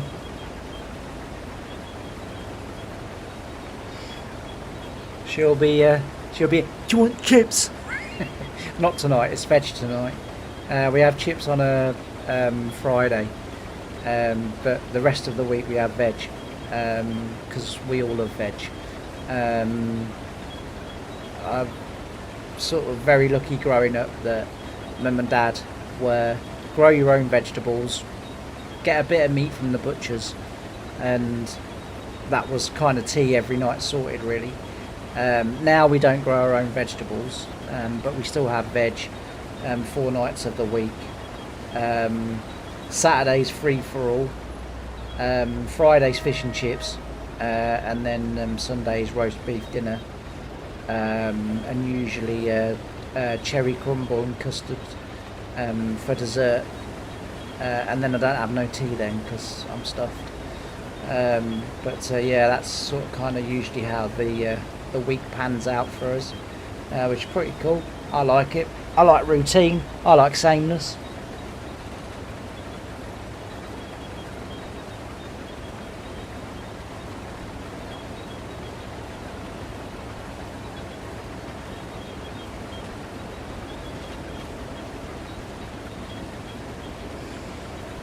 I must admit that is one thing my life does absolutely depend on 100%. Excuse me, that's routine. Like, if I don't stick to the same routines every day, like doing the live stream, I now do this at the time that I would have been recording my episodes, so it's kind of the same because I would have been sat here doing this anyway.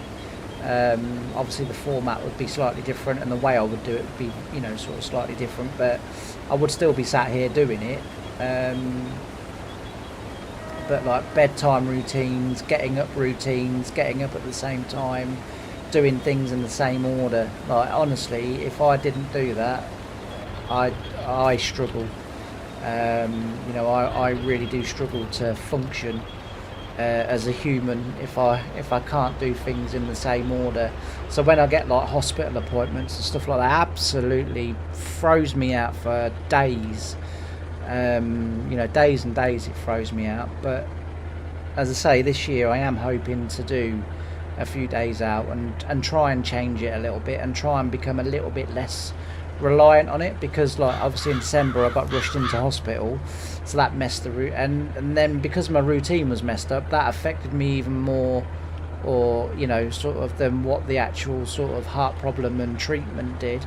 And I thought, no, I mustn't be so reliant on, you know, doing everything, you know, I've got to be a little bit more flexible, I've got to be a little bit more off the cuff, if you like. So I thought, right, we're going to do some days out this year, we're going to do different things on different days, and we're going to get used to the fact that life isn't linear and life isn't in order.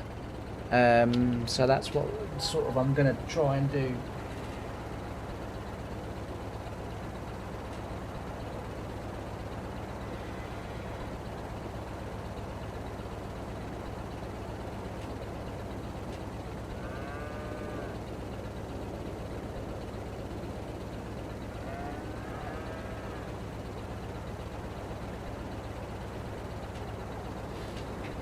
Yeah, so as I say, that's you know, the way I sort of what can I say, sort of function or operate or whatever. But I do understand that there needs to be a little bit of flexibility in there, because things do happen that we don't foresee or whatever, and like I say, last year in December when I got took into hospital, rushed up to London because to St Bart's, my heart had gone, wow, I'm not going to say I was virtually dead, but I wasn't in a very good position, but that being out of my routine upset me far more than, you know, what my heart was doing. So it was it's time to try and not change it, because like I say, I need it to function, but just be that little bit more flexible.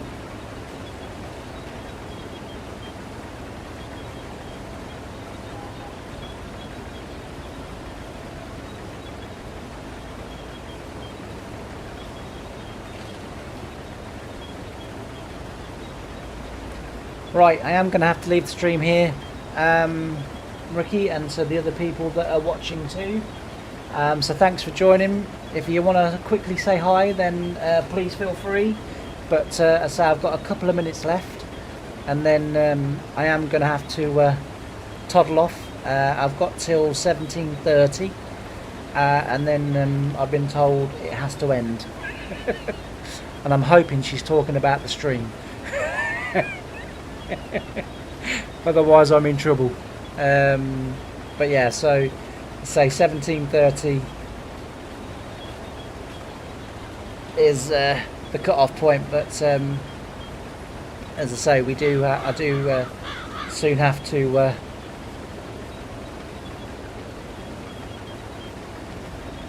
end the stream. I'm under strict instructions, and bearing in mind that I didn't help to get the washing in earlier.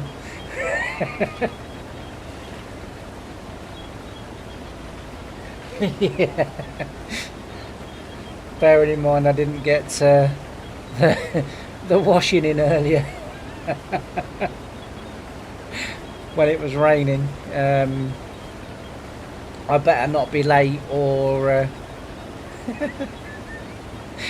otherwise I'm going to get my butt whooped.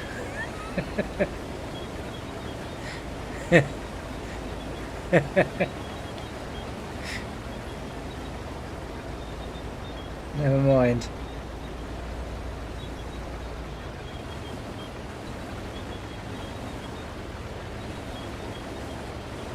Hopefully you all agree. It's been we started this field, I think it was about 10 o'clock game time. So we've got whatever type, 20. So that 20 will be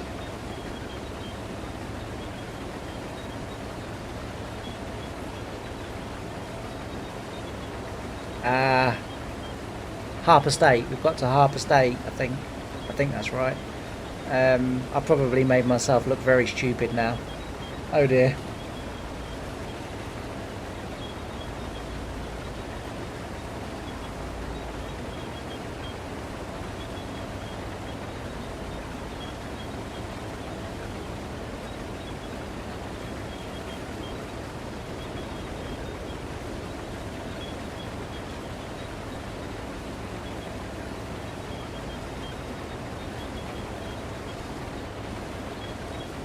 Yeah, well, like I say, I probably made myself look incredibly stupid there. I can't figure that out. But and I do have a rule with myself: don't do numbers. Don't talk about religion. Don't talk about politics. Don't talk about numbers. They're your three don'ts. The rest of it, fair game.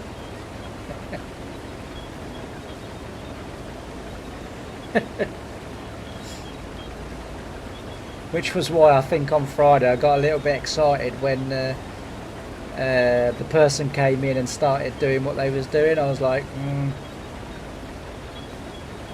they need to be gone very quickly.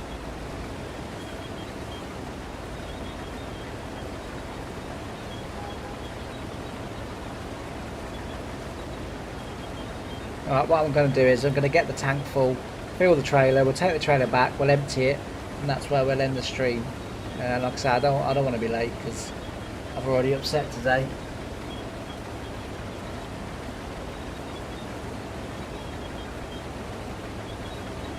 I think you're right, Ricky. I definitely think. Oh yeah, I definitely agree with that. The thing was, during it, I was like, do I say something? And then I thought, And then my head was like, well, just hold off, see what happens.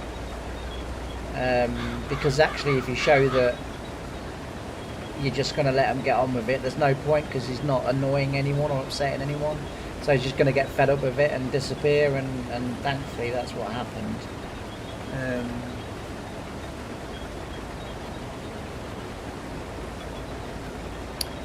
Right, here we go, let's fill the trailer, and then as I say, we'll leave it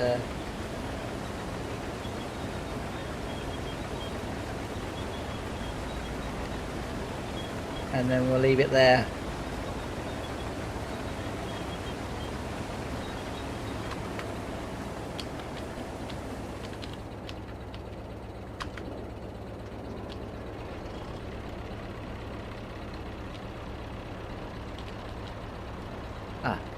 I was going to say, why can't I turn my lights off? It's a bit of an issue. Alright, let's get this back to the farm.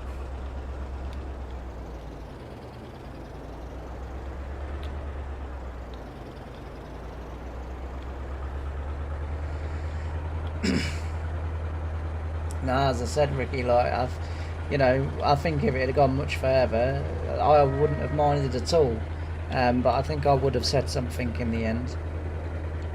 But no, step in, like, by all means. As I say, luckily it was, like, I think it was like 3 messages, wasn't it? 2, 3 messages, something like that. And then it ended and stopped and sort of disappeared, and thankfully didn't come back.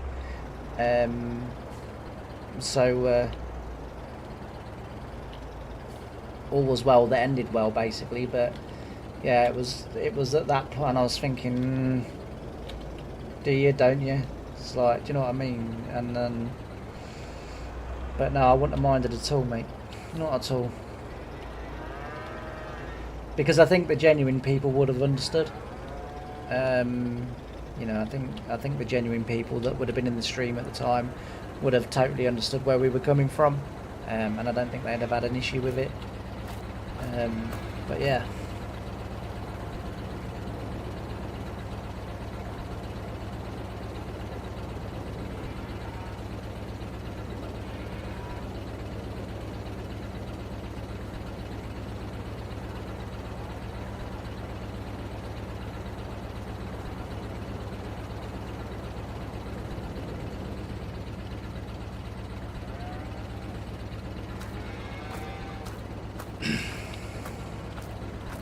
Yeah, code word probably wouldn't be a bad idea.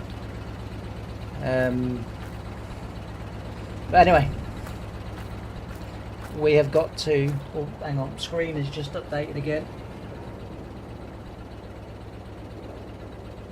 The Lovejoy fella. God, what was his name? We're talking about the antiques dealer, right?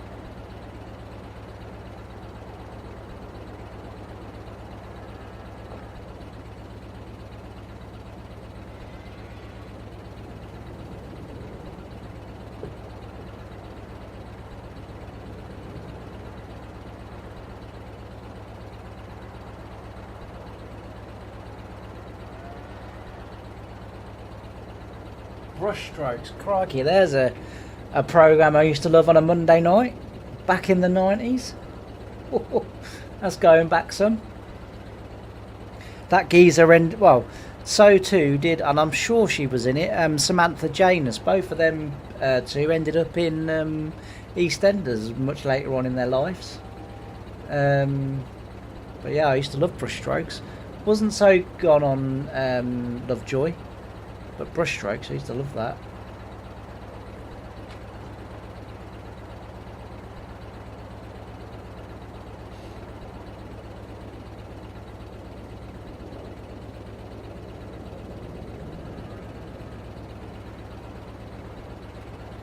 But yeah, anyway,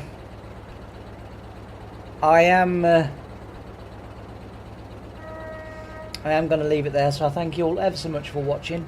I've really enjoyed having your company. Thank you, Ricky, for being involved and making every stream that I've done so far enjoyable, with the back and forth and the banter. Thank you to PA Playerboy, obviously, who was in earlier. I know he's not in here now, but thank you to him. It's always good to hear from Playerboy, and everybody else that's in the stream. Nosy Judy, who said hello a little bit earlier, thank you. And as I say, for anyone else that's in the stream and hasn't said hello, then thank you for watching as well. And I will see you all on Wednesday, when we will either carry on this or we will do from the ground up. So we've got some more potato work to do there, so we'll carry on there. Thanks ever so much for watching, and I'll see you all again next time. Bye for now.